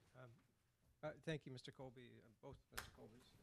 And I also want to thank you for inviting me into your home and letting us try and present the revised plan that responded to the comments that we got from you on the site walk in the field, and tried to accommodate you as much as we could by moving this around. And there's really not much more we could do to change it. I think we're kind of at where it can go to make it least offensive to you.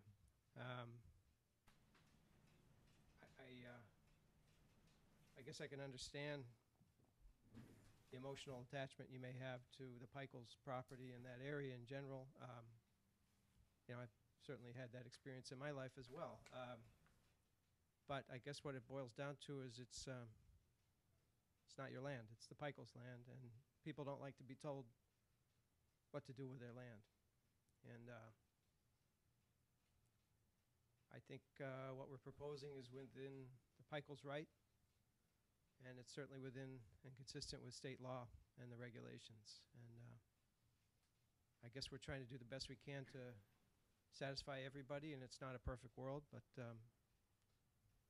we appreciate you working with us and inviting you into your home. Thank you. Rich, can I ask something for you? Get down. Sorry. JR said that very well, and when he said it, it certainly goes to some of the precepts of how I run my life and the cut of my jib. But I also start to get back into the other things that contextually are in front of us. And, you know, property rights are one of them, you know, the right to farm, the rights for people to protect their home on Plum Island during this last tremendous round of storms. So a lot of times it's hard for us to pick and choose what we want to support, how we want to support it, and in the next step that we take. But one of the things that JR did say, what is the fire issues out there, and if there is issues with fire, when there is a fire, is there any toxic, you know, is there anything available in the burning of the solar panels that could create a problem, because it's a direct connection to a lot of wetlands that go to a lot of other wetlands that are very important in the wetland connections and for our communities in Newburyport. I can address that. Yeah, we spoke about this at the last meeting and as well as at the Conservation Commission. In fact, I don't know if it was a fire chief or someone who was sitting here who spoke to the training that the firemen get as part of their, yeah, it was a selectman, right? These things, yes. Are there fires in solar facilities? Very rarely. Sometimes a building will catch on fire and solar panels will be a part of that. It can happen. And there are protocols for firemen to follow, and there are training protocols that they get trained in to deal with it. I've not heard of a situation where they just let it burn. Most cases, I would imagine the firemen come in and they do what they're trained to do. I can't speak to the specifics of that. If your house burns, if your business burns, are there things in there that that may be flammable or pollute the air? Probably. Your computers, your plastics, any kind of building or structure that burns has a temporary impact to the air. And it's cleaned up afterward. And that's part of the recovery is you pick up the stuff that's left, you take it off the land, and you clean it up. And that's what we're required to do, and that's what we're required to do under the lease if there's any kind of problem. So, you know, are there emergency protocols? Yes. The fire department's trained. They're going to know that this facility is out there. If they need special training, it's free to them. That was discussed at the last meeting. And we are under an obligation to clean it up if there's a fire and then there's some residual material there. We have to take it out. I'm not sure what else you could do in such a case. There's really not much else one would do for a home or a business or any other issue. You do the best you can to make sure that it's designed properly, meets the code, and doesn't catch on fire, and has protocols in place if there is such a thing, for fire, an occurrence. And then you carry insurance to deal with it if there is an event like that, to clean it up and replace it and put it back to the way it was. Well, I must be a kind of a simple guy on this one, but what you addressed in the house seemed to be computers and electrical stuff. And what most of your installation is electrical stuff. So what my question was, if there happened to be a fire there, have they done, you know, any run-ups on what the exposure would be for toxic materials to the wetland? That's, and if it's not an issue, you can say it's not an issue. Okay. I mean, it's Good enough. honestly, That's easy, you answered it, don't worry about it. I mean, it's, there are protocols in place to deal with it. The Conservation Commission approved the project, and they're the ones who are responsible for regulating wetlands. May I? Go ahead. Okay. The stand-down order on all electrical, not just solar panels, even a telephone pole, is you will wait until the electric company gets there and tells you, they shut it down, they ground it, then they tell you you can put the fire out. I've been to telephone pole fires where I have sat there and waited hours and hours and hours for the power company to get there and shut it down. That's the stand-down order, okay? That's why they say that. As far as the fires inside of there, it's the same thing as a car burning right now. There's so much plastics inside of there. You will SCBA up before you go attack this thing. If it takes foam, you use foam. If it's just taking the temperature away, then you can use the water, as long as the electrical is out of there. I've been 36 years in the fire department and a couple of years as chief. I've fought a couple of these fires. I've also worked for the electric company, so that's how that works, okay? Okay, I think we had at least one more person. Oh, okay, great. Come on up and tell us who you are and what your concerns or suggestions Dave are. Withy, I live at 45 Scotland Road, right across from the Colbys. Been their neighbors for about 28 years now, isn't it? And I'm the one that said that I don't want to wake up some morning and find out I'm living across the street from a Superfund site. One of the things that I appreciate the mitigation efforts that you folks put into this. You've obviously, I worked as a hazardous waste manager, hazardous materials manager for a manufacturing company, so I understand some of the trade-offs. And I appreciate the mitigation efforts that you put into it. Obviously, there's been some thought and some engineering involved. I guess I'm not sure how much this can be factored in, but I was reminded when we were discussing the makeup of it. I'm old enough to remember when asbestos was considered a very desirable building material for fireproofing. And there was high salvage value in stripping the asbestos out of old buildings to recycle it. That was before the long-term health studies came out. And now we all know about the asbestos mitigation projects and the expense and the effort and the care that's put into it. I was surprised to see an article where some health authorities were concerned about silicon as a hazardous material in certain forms. Now, silica is inert, but I guess in certain forms it can be. On the panels, there's several types of polymers and plastics, which they use for sealing, which environmental sealing, that's a very positive thing in terms of keeping the lead and any other doping materials in the silicon from leaching out. Those, unless they are fireproof, unless they have some kind of a fireproof formulation, those can burn. We all know how plastics burn. I guess those are my concerns since I live directly across the street from it. Quite a bit of close proximity. There's just some concerns that I have. I will say that it does sound like the development company has done their homework in terms of trying to select the safest materials available given existing technology. Our understanding and our knowledge in this area is expanding. Being New England born and bred, I believe in conservation. You just don't waste. I drive a Prius. I get 800 pounds of pellet fuel in the back of it, so I'm trying to save money. And I am not thrilled about having this across the street from me.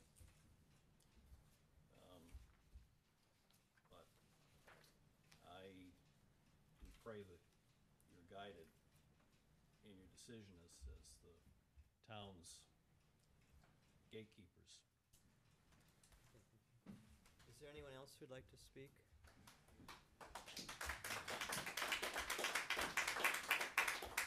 Okay,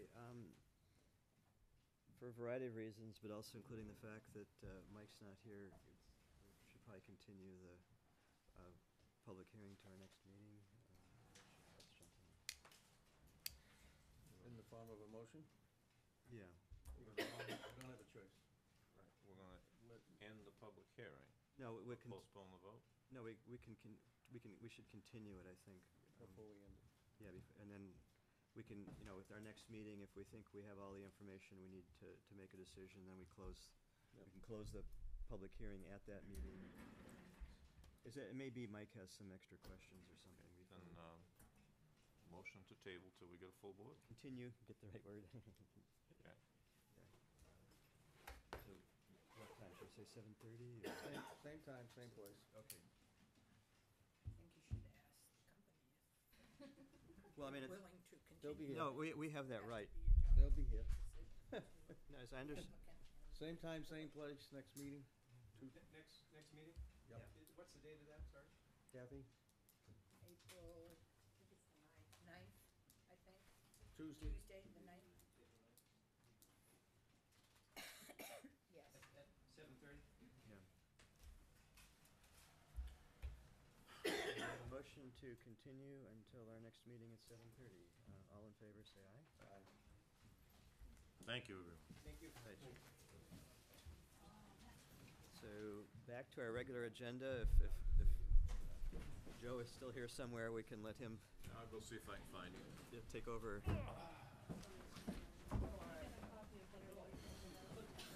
was my understanding that.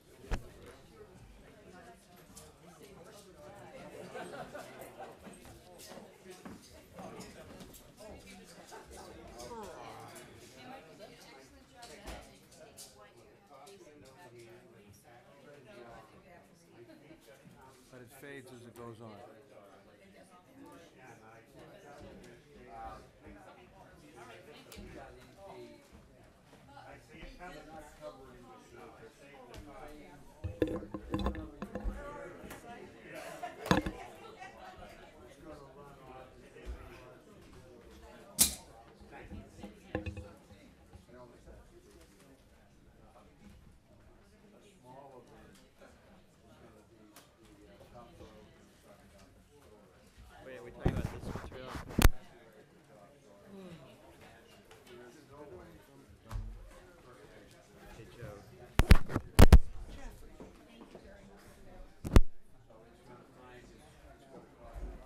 back in charge, Joe. All right, we gotta pick up where we left off, right? Yeah. That's it. That's right next to it. Not hot at all. She's cold too. Rich? No, I just want to. Okay. Request for Upper Green. So did you go out to dinner or? Yeah, I just folks, think Kathy's office is excuse down me, for those of that. you in the audience, could you tone it down a bit? We still have quite a bit of business we have to do this evening. All right, you closed out the meeting, David? Yep. Yes, Okay. we're All continuing. right, so we're reconvening the regular selectmen's meeting. Request for use of the Upper Green Ball Field. We by- we nominated Carol, right? Yes, Yeah. we did that. You did, good, all right. Okay. Now we got another request for the use of the Upper Green Ball Field by Byfield Newbury Little League. This is something that they do every year. Same deal, Kathy? Yeah, there are a few dates in May, a couple of Saturdays and Sundays in May that have already been spoken for. They know it? Okay. All right. Muddle out, clean it. Okay, motion to approve. Second. Any other discussion, questions? All in favor? Aye. Okay, we got a request for the use of the parking lot at Plum Island Bridge for an Easter sunrise service for the Byfield Parish Church. Motion? Yeah, motion to approve. Second. Okay. There's nothing else we have to do with that, parking one day.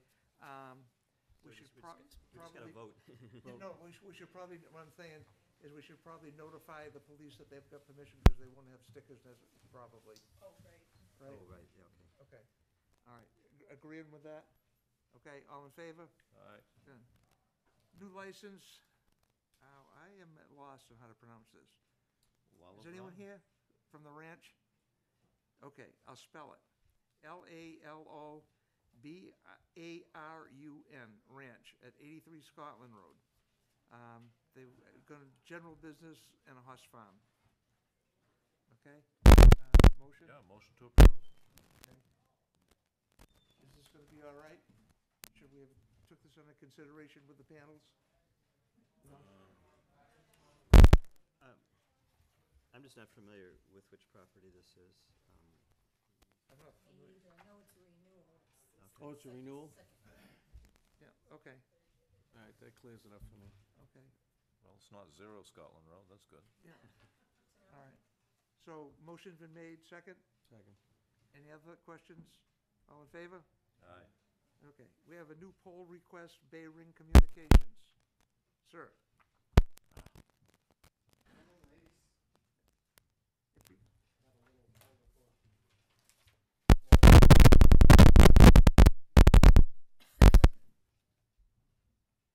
Wish everybody would give us such fancy folders. Yeah. Oh, I was gonna take your pen. You can Thank have this one when I'm done. All right. Do I need to speak over here? Yeah, that'd be better. Actually, it's necessary. Can you? Even Oh, okay. more so than better. That didn't work very well. My name is Chuck Curtis. I'm with Bay Ring Communications. I'm an outside plant engineer for them. Bay Ring Communications is a company-operated headquarters are located on Pease International Trade Port at 359 Corporate Drive in Portsmouth, New Hampshire. And we employ approximately 100 people. Excuse me.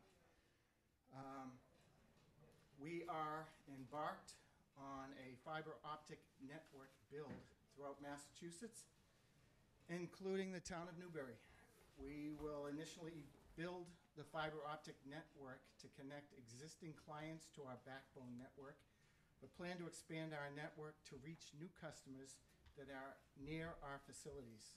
Access to the most advanced fiber optic network provides significant technological and economic benefits to businesses currently located in Newbury, and is a proven incentive for businesses, excuse me, contemplating relocating to Newbury. Our history and the backbone or background provided below attest to our commitment to expand our network and provide quality service in the new markets we enter. As you look in the pamphlet, you'll see down below where we have listed what we've done and what we provide for the customer.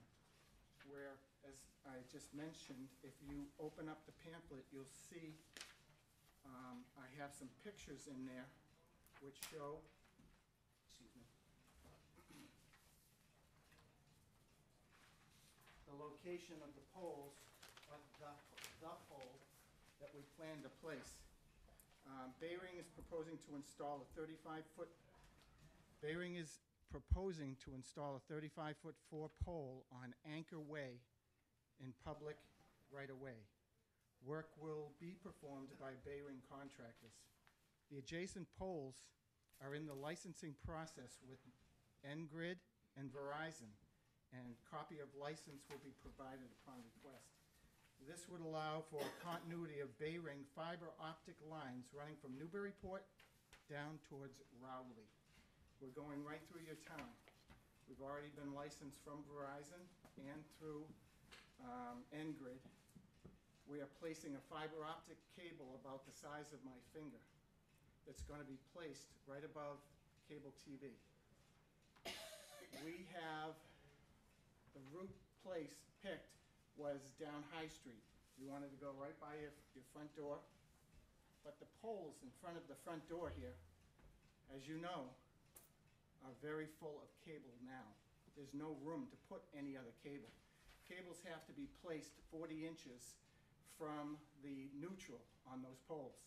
And they have to have an 18-foot height across the street. So when you get a 50-foot pole and you start putting cables from 40 inches from neutral down, and you get to that 18-foot level, and you have to have a foot between each cable, there's no room left. And when you get 50-foot poles, we can't do anything because electric companies only place 50-foot poles because of the trucks that they have. You're getting into 55 and 60-foot poles. Electric companies have to recontract people from across the country to try to come in and do this. Plus, the expense is so intense. So what we did is we came down High Street. I walked around the back of this route here, down Marlborough Street, took a right onto, help me here, South Pond, Riley, down around, down into, this name begins with a W.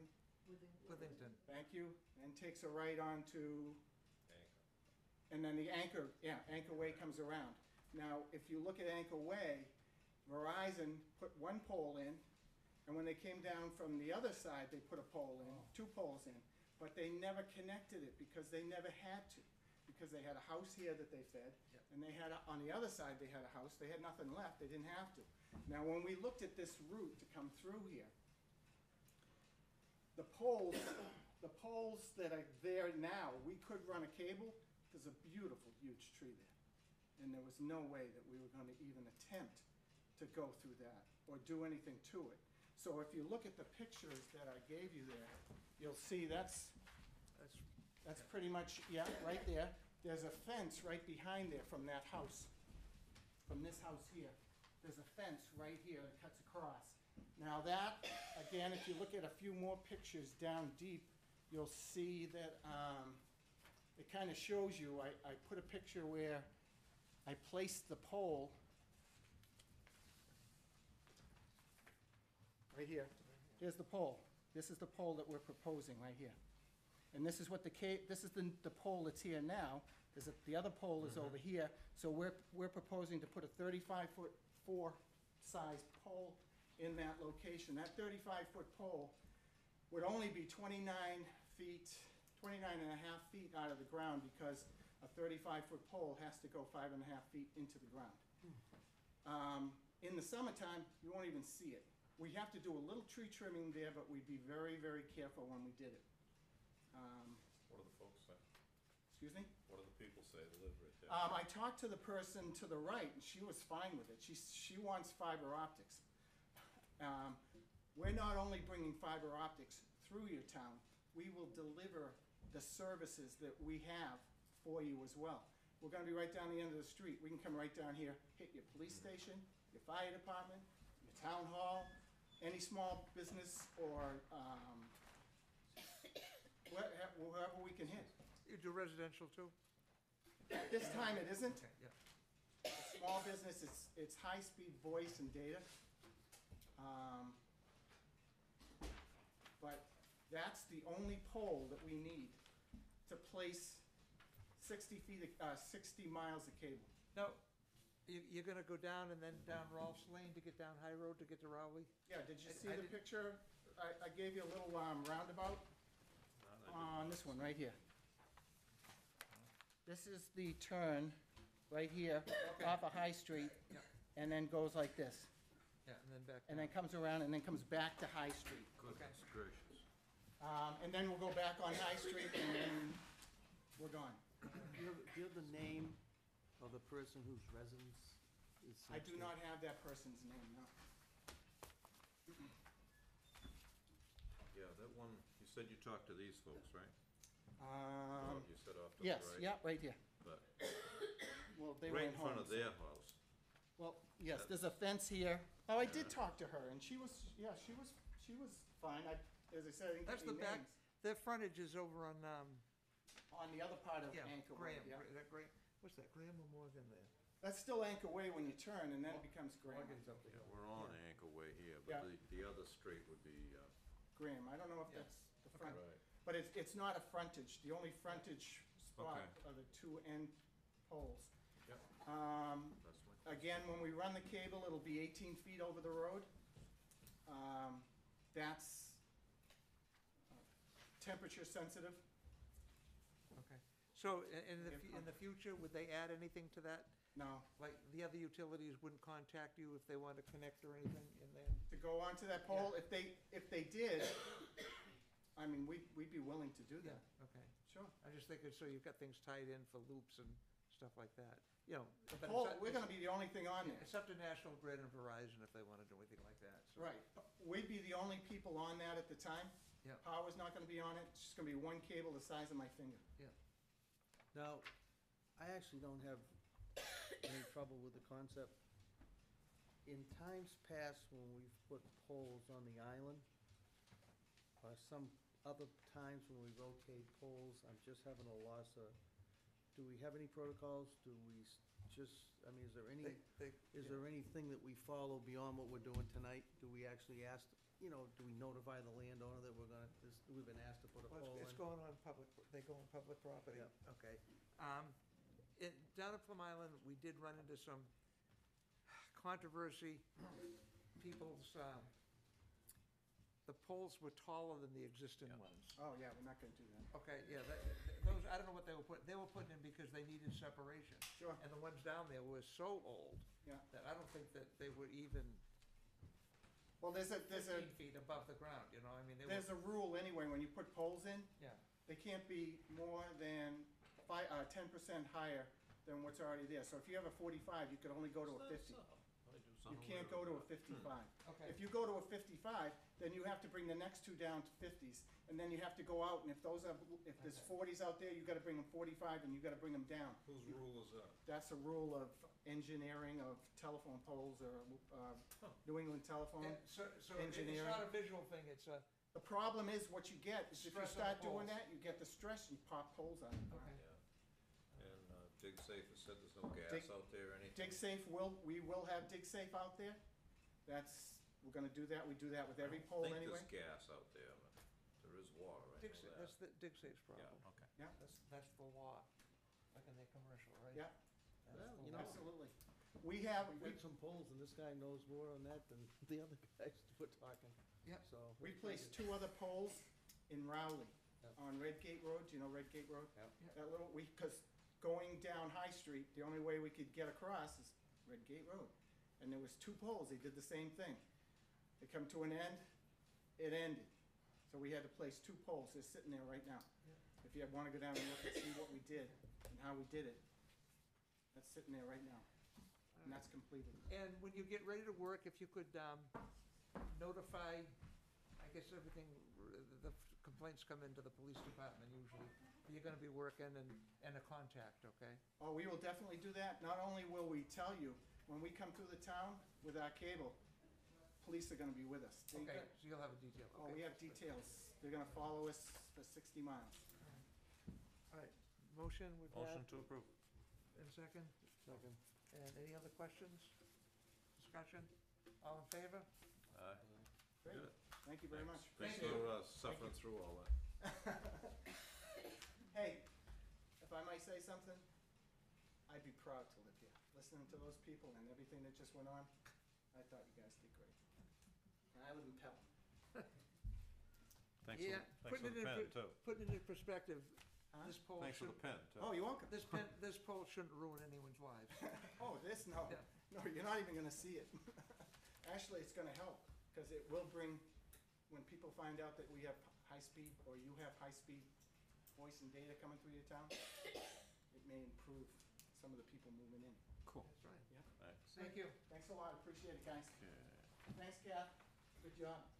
Um, Is there anything else I have to do? Just notify us before you start, okay, so we know. Request for the use of the Upper Green by the Library for a Children's Lantern Parade and festivities on Saturday, May 11th from 5 to 8. Okay, we've got a...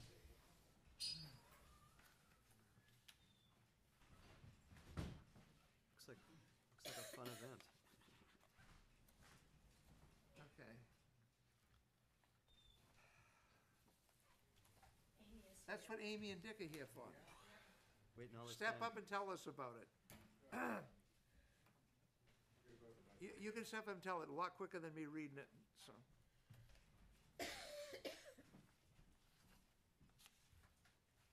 Amy Sedkin, Library Director, Newbury Town Library.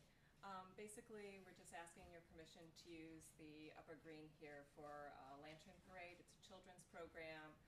Olivia Gotti, our children's librarian, is going to go and have children make these lanterns out of recycled 1 and 2 liter plastic soda bottles with paper cutouts to decorate them and put little LED lights or glow sticks inside.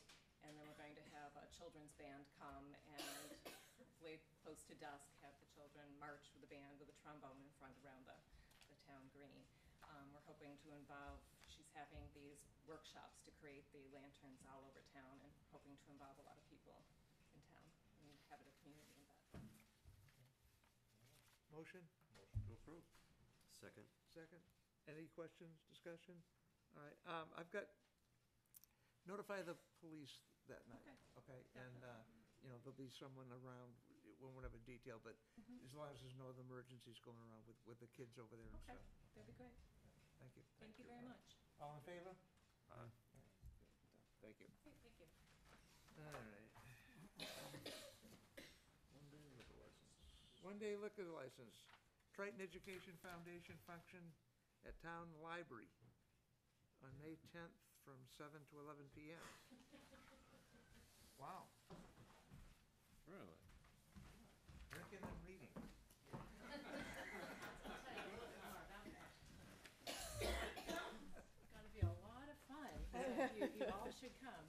My name is Susan Moran. I'm the Triton PTA president as well as a board member of Triton Education Foundation. On May 10th, we are hosting a casino night at the Newbury Town Library and looking to get a one-day liquor license. This event is a fundraiser for Team Triton, the stadium revitalization project. As you know, $525,000 was given to Triton from the Institution for Savings, and we need to come up with the rest, and it's a $2.6 million project. And this event is to make, we're not going to get a lot of money, we're hoping to make about $10,000 for this event, but it's for community awareness and certainly a whole lot of fun. And it's on junior prom night, so we're billing this as prom for parents. And the insurance is through Page Insurance. I meant to bring the binder here today. I couldn't get a hold of Jackie Page today, but the insurance is through Page Insurance. Is everything else in line, Kathy? So, how many people are you expecting or hoping for? Well, we're hoping for 150, although I found out that the library can hold 334 people. No, we're hoping for about 150 people. Wow, Dick. Now, the question I have is parking? Yeah. Well, the parking, actually, we're going to talk to the Roots and Wings to be able to use their parking lot as well. Yep. Also,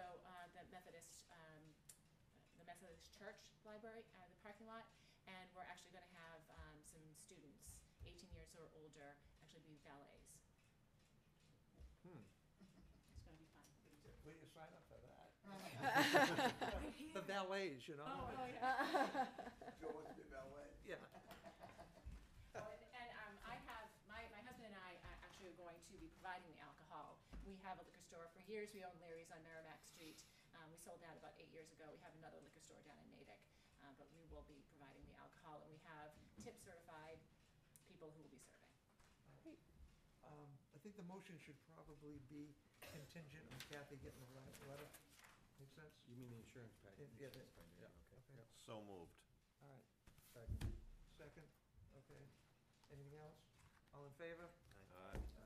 Got it. Good luck. Okay, we've got the, these are the minutes that you sent us, Kathy? Yeah. Okay. Any motion first? Yeah, motion to approve? Okay, second? Any additions? Second? Second. Any additions, deletions, corrections? Just one comment on the public hearing stuff. It'd be nice if those giant paragraphs could be split up into smaller pieces and just make it easier for us to read. Yeah. I didn't see anything. The content looked good. All right. All in favor? Aye. Okay, communication, clamming permit. Did we have a letter here? Yep. Kirk? Button?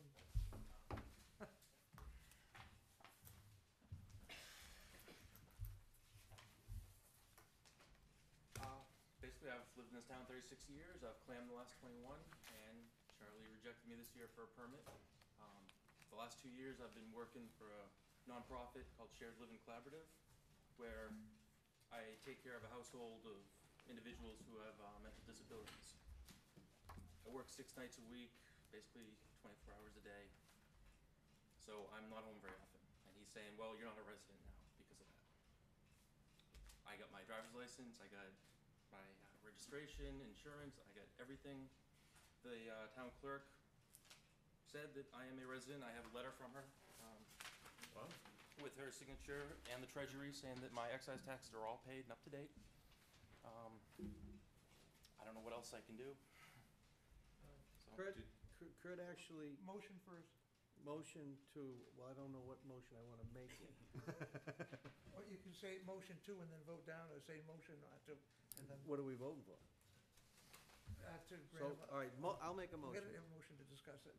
I'll make a motion that we examine the question of Kirk being a resident. How's that? Second. Because Kirk came to me, I know Kirk, known him since he was one of my Boy Scouts with Nathan and Josh. And when he showed me the letter, I kind of looked at him and I said, if you're not a resident, what are you? And he explained to me what he explained to us. Yep. So he didn't know where to go. Now, obviously, we're working with another elected board, I imagine, or fish, you know. Yep, Shellfish Shellfish Commission, yeah. Commission. So I don't really want to try to sanction, put words in their mouth, or basically condition how they think. But what I would like to take and question is, why is that a valid statement to prohibit someone from having their clamming license when everything else that this town does and takes from him makes him a resident? Okay. Can I make one comment? Yep, please. Before I took this job, I sat down with Everett Davis and explained everything I was going to be doing. And he said, you're absolutely fine. You're not, I was worried about losing my permit. And he said it was absolutely fine. And I would just say, you know, you could be in the same deal if you get shipped out and have to go somewhere for a long time. Someone that works overnight in Boston and has to go for weeks on end to work overnight, what, are they gonna not be a resident anymore? So that's where I got a little trouble. May I? Yeah. Okay. My question is, when they denied you, were you at that meeting? I just got a letter in the mail yesterday. Okay, so they just informed you. Did you go back to that board with proof of residence to them? I did not. This is the letter they sent to me. I came here and talked to the town clerk. Yeah. Short and sweet. Yep. So my question is, should he go back to that board with proof of residency and have them approve that? You follow where I'm going with that? Yep. And if it's past time, then the onus falls on us. But if there's still time for the permit, I believe he should prove residency to them. Now, the question is, when do they meet again? They don't meet that very often, do they? I have no idea. You'd have to request it, meeting. My permit runs out on this Sunday. I've already paid for my permit. They've already cashed my check. Answered my own question then. I'm just a little curious here. I mean, it's like, what do we, as a board, if we think that the Shellfish Commission did the wrong thing? In the past. Wait a minute, my motion is nothing to do with whether they did right or wrong. Yeah. He's asking me if you're a resident of the town. So, I mean, as far as I'm concerned, everything points to the fact that he's a resident of the town. Right. But isn't that the town clerk's role to certify whether it's And right? she wrote a letter. Right, if he's, Right. if he's got the right to vote in town, that defines him as a resident. It's a basically. resident, The yeah, definition. yeah, So, yeah. It's like the, You're a registered voter. Oh, yeah. So I don't what's think your I've missed feeling? one yet. Okay. I think that the proof is the letter from the town Yeah. clerk. and then if for some reason you still don't get approval, even though it's gonna cause another 2-week delay or whatever, then come back. But I'm just wondering if we think that, say, the Shellfish Commission continues to deny him a permit, then I'm not quite sure. We got 2 elected boards here. Do we have the authority to overrule the Shellfish Commission? Does someone want to go talk to the fish commissioners? Okay. In the past, the selectmen have had The authority to final override it. authority Yeah. to override it, because the fish commissioners themselves have sent us people that were late applying with Yeah. their applications. There was there were a couple of years, we had several. We've had several in the Yeah. past, yes, so I don't know. So as far as going along with that theme of late, you say the permit's no longer good as of Sunday? Sunday, the last day of March is, So the fish commissioners are not gonna be able to meet. We have the ability to act on this tonight. Yeah. I think we should. And I think, Chuck, and I think what you're saying is, I would make a motion that, Withdraw the other motion, why don't we? yeah, I'll withdraw the other motion, and, Second withdrawal. and correct me if I make the motion that doesn't seem to ring true. I would make a motion that trying to make a motion without overstepping another elected board's basic concerns, but I'd like to make a motion that the denial of Kirk's commercial clam put application for the reason of not being a resident is not valid. You want to overturn it? Overturn it. Is that better language? Well, I think it would be simpler. I mean, I don't like double negatives and that kind of stuff, so Yeah. it's just, but I think you have to really say for the reason why, and you're Yeah. overturning because it doesn't make sense. Well, the the motion- reason, I think your reason would be the letter from town clerk. yeah. Right. Okay. Yep. I'm in agreement. You got that, Kathy? No. All right, so just made the motion essentially to grant him his license. Right. Okay, and I'll Yeah. second that. Okay. Okay. Any other discussion? None. All in favor? Done. You got it, Guy. No more letters. and I am Don't do looking any- to buy, so hopefully by the end of the year I'll have my own house, and Don't do anything wrong. then All right. wanted to deal with this next year. Like Kathy said, it was a few years ago, I think Chuck may have been on the board. We had a couple of years where people didn't get their applications in time. And so if you don't get it in time, you don't get a license, but they have the option of coming to the selectmen to overturn that. Right. And so, They sent me a refund check. What do you want me to do with it? Just give it to the Yeah, you're gonna have to come pick up the permit. They'll want it Give it to her probably before they give it to you. Okay. Yep. All right, thank you. Yep. All right, that's the last thing on here. Anyone got any information from any meetings or anything that people need to know about? I guess, just an update on the cable. We're all set to go at our end now. All the bugs have been worked out of the equipment, and we're waiting to hear back from Verizon, Comcast rather, in terms of when they can hook us up. But they had said once they're notified, usually it's 2 to 3 weeks, so I'm expecting, roughly 2 weeks from now, we'll be ready to go live. And Caleb's done a great job of getting everything set. We've got the recordings of our selectmen's meetings over some time now. He's been pulling together some other materials so that we'll have something going 24/7 on the cable channel once we get plugged in, so to speak. One thing that, if you could bring back to your committee, and if it's affordable and whatever, last night, we saw a glaring weakness in our audio part of our setup next door. And that's not that unusual, and in case we're gonna go in and load and do something. Well, Caleb tells me that actually his recordings turned out pretty well because he had a shotgun mic. So Okay. It's really, the problem is our fire department doesn't have a very good audio system in the fire hall. Yeah. That's sort of their bailiwick. So So if we were broadcasting live, his would have been pretty good. yeah. Okay, that's good.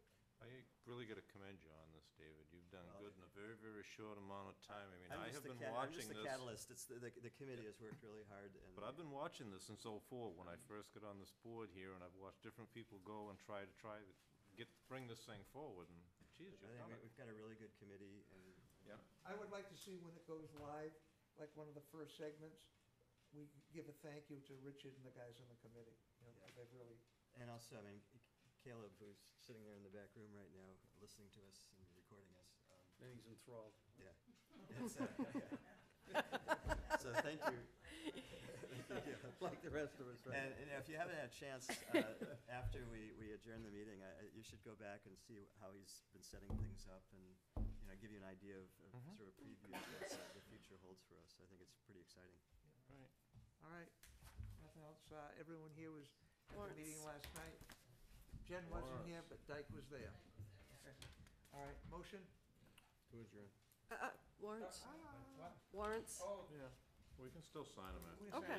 Yeah. Okay. Are they important? Yeah. We've made a commitment. Okay, motion second, all in favor? Aye. Okay, we're adjourned.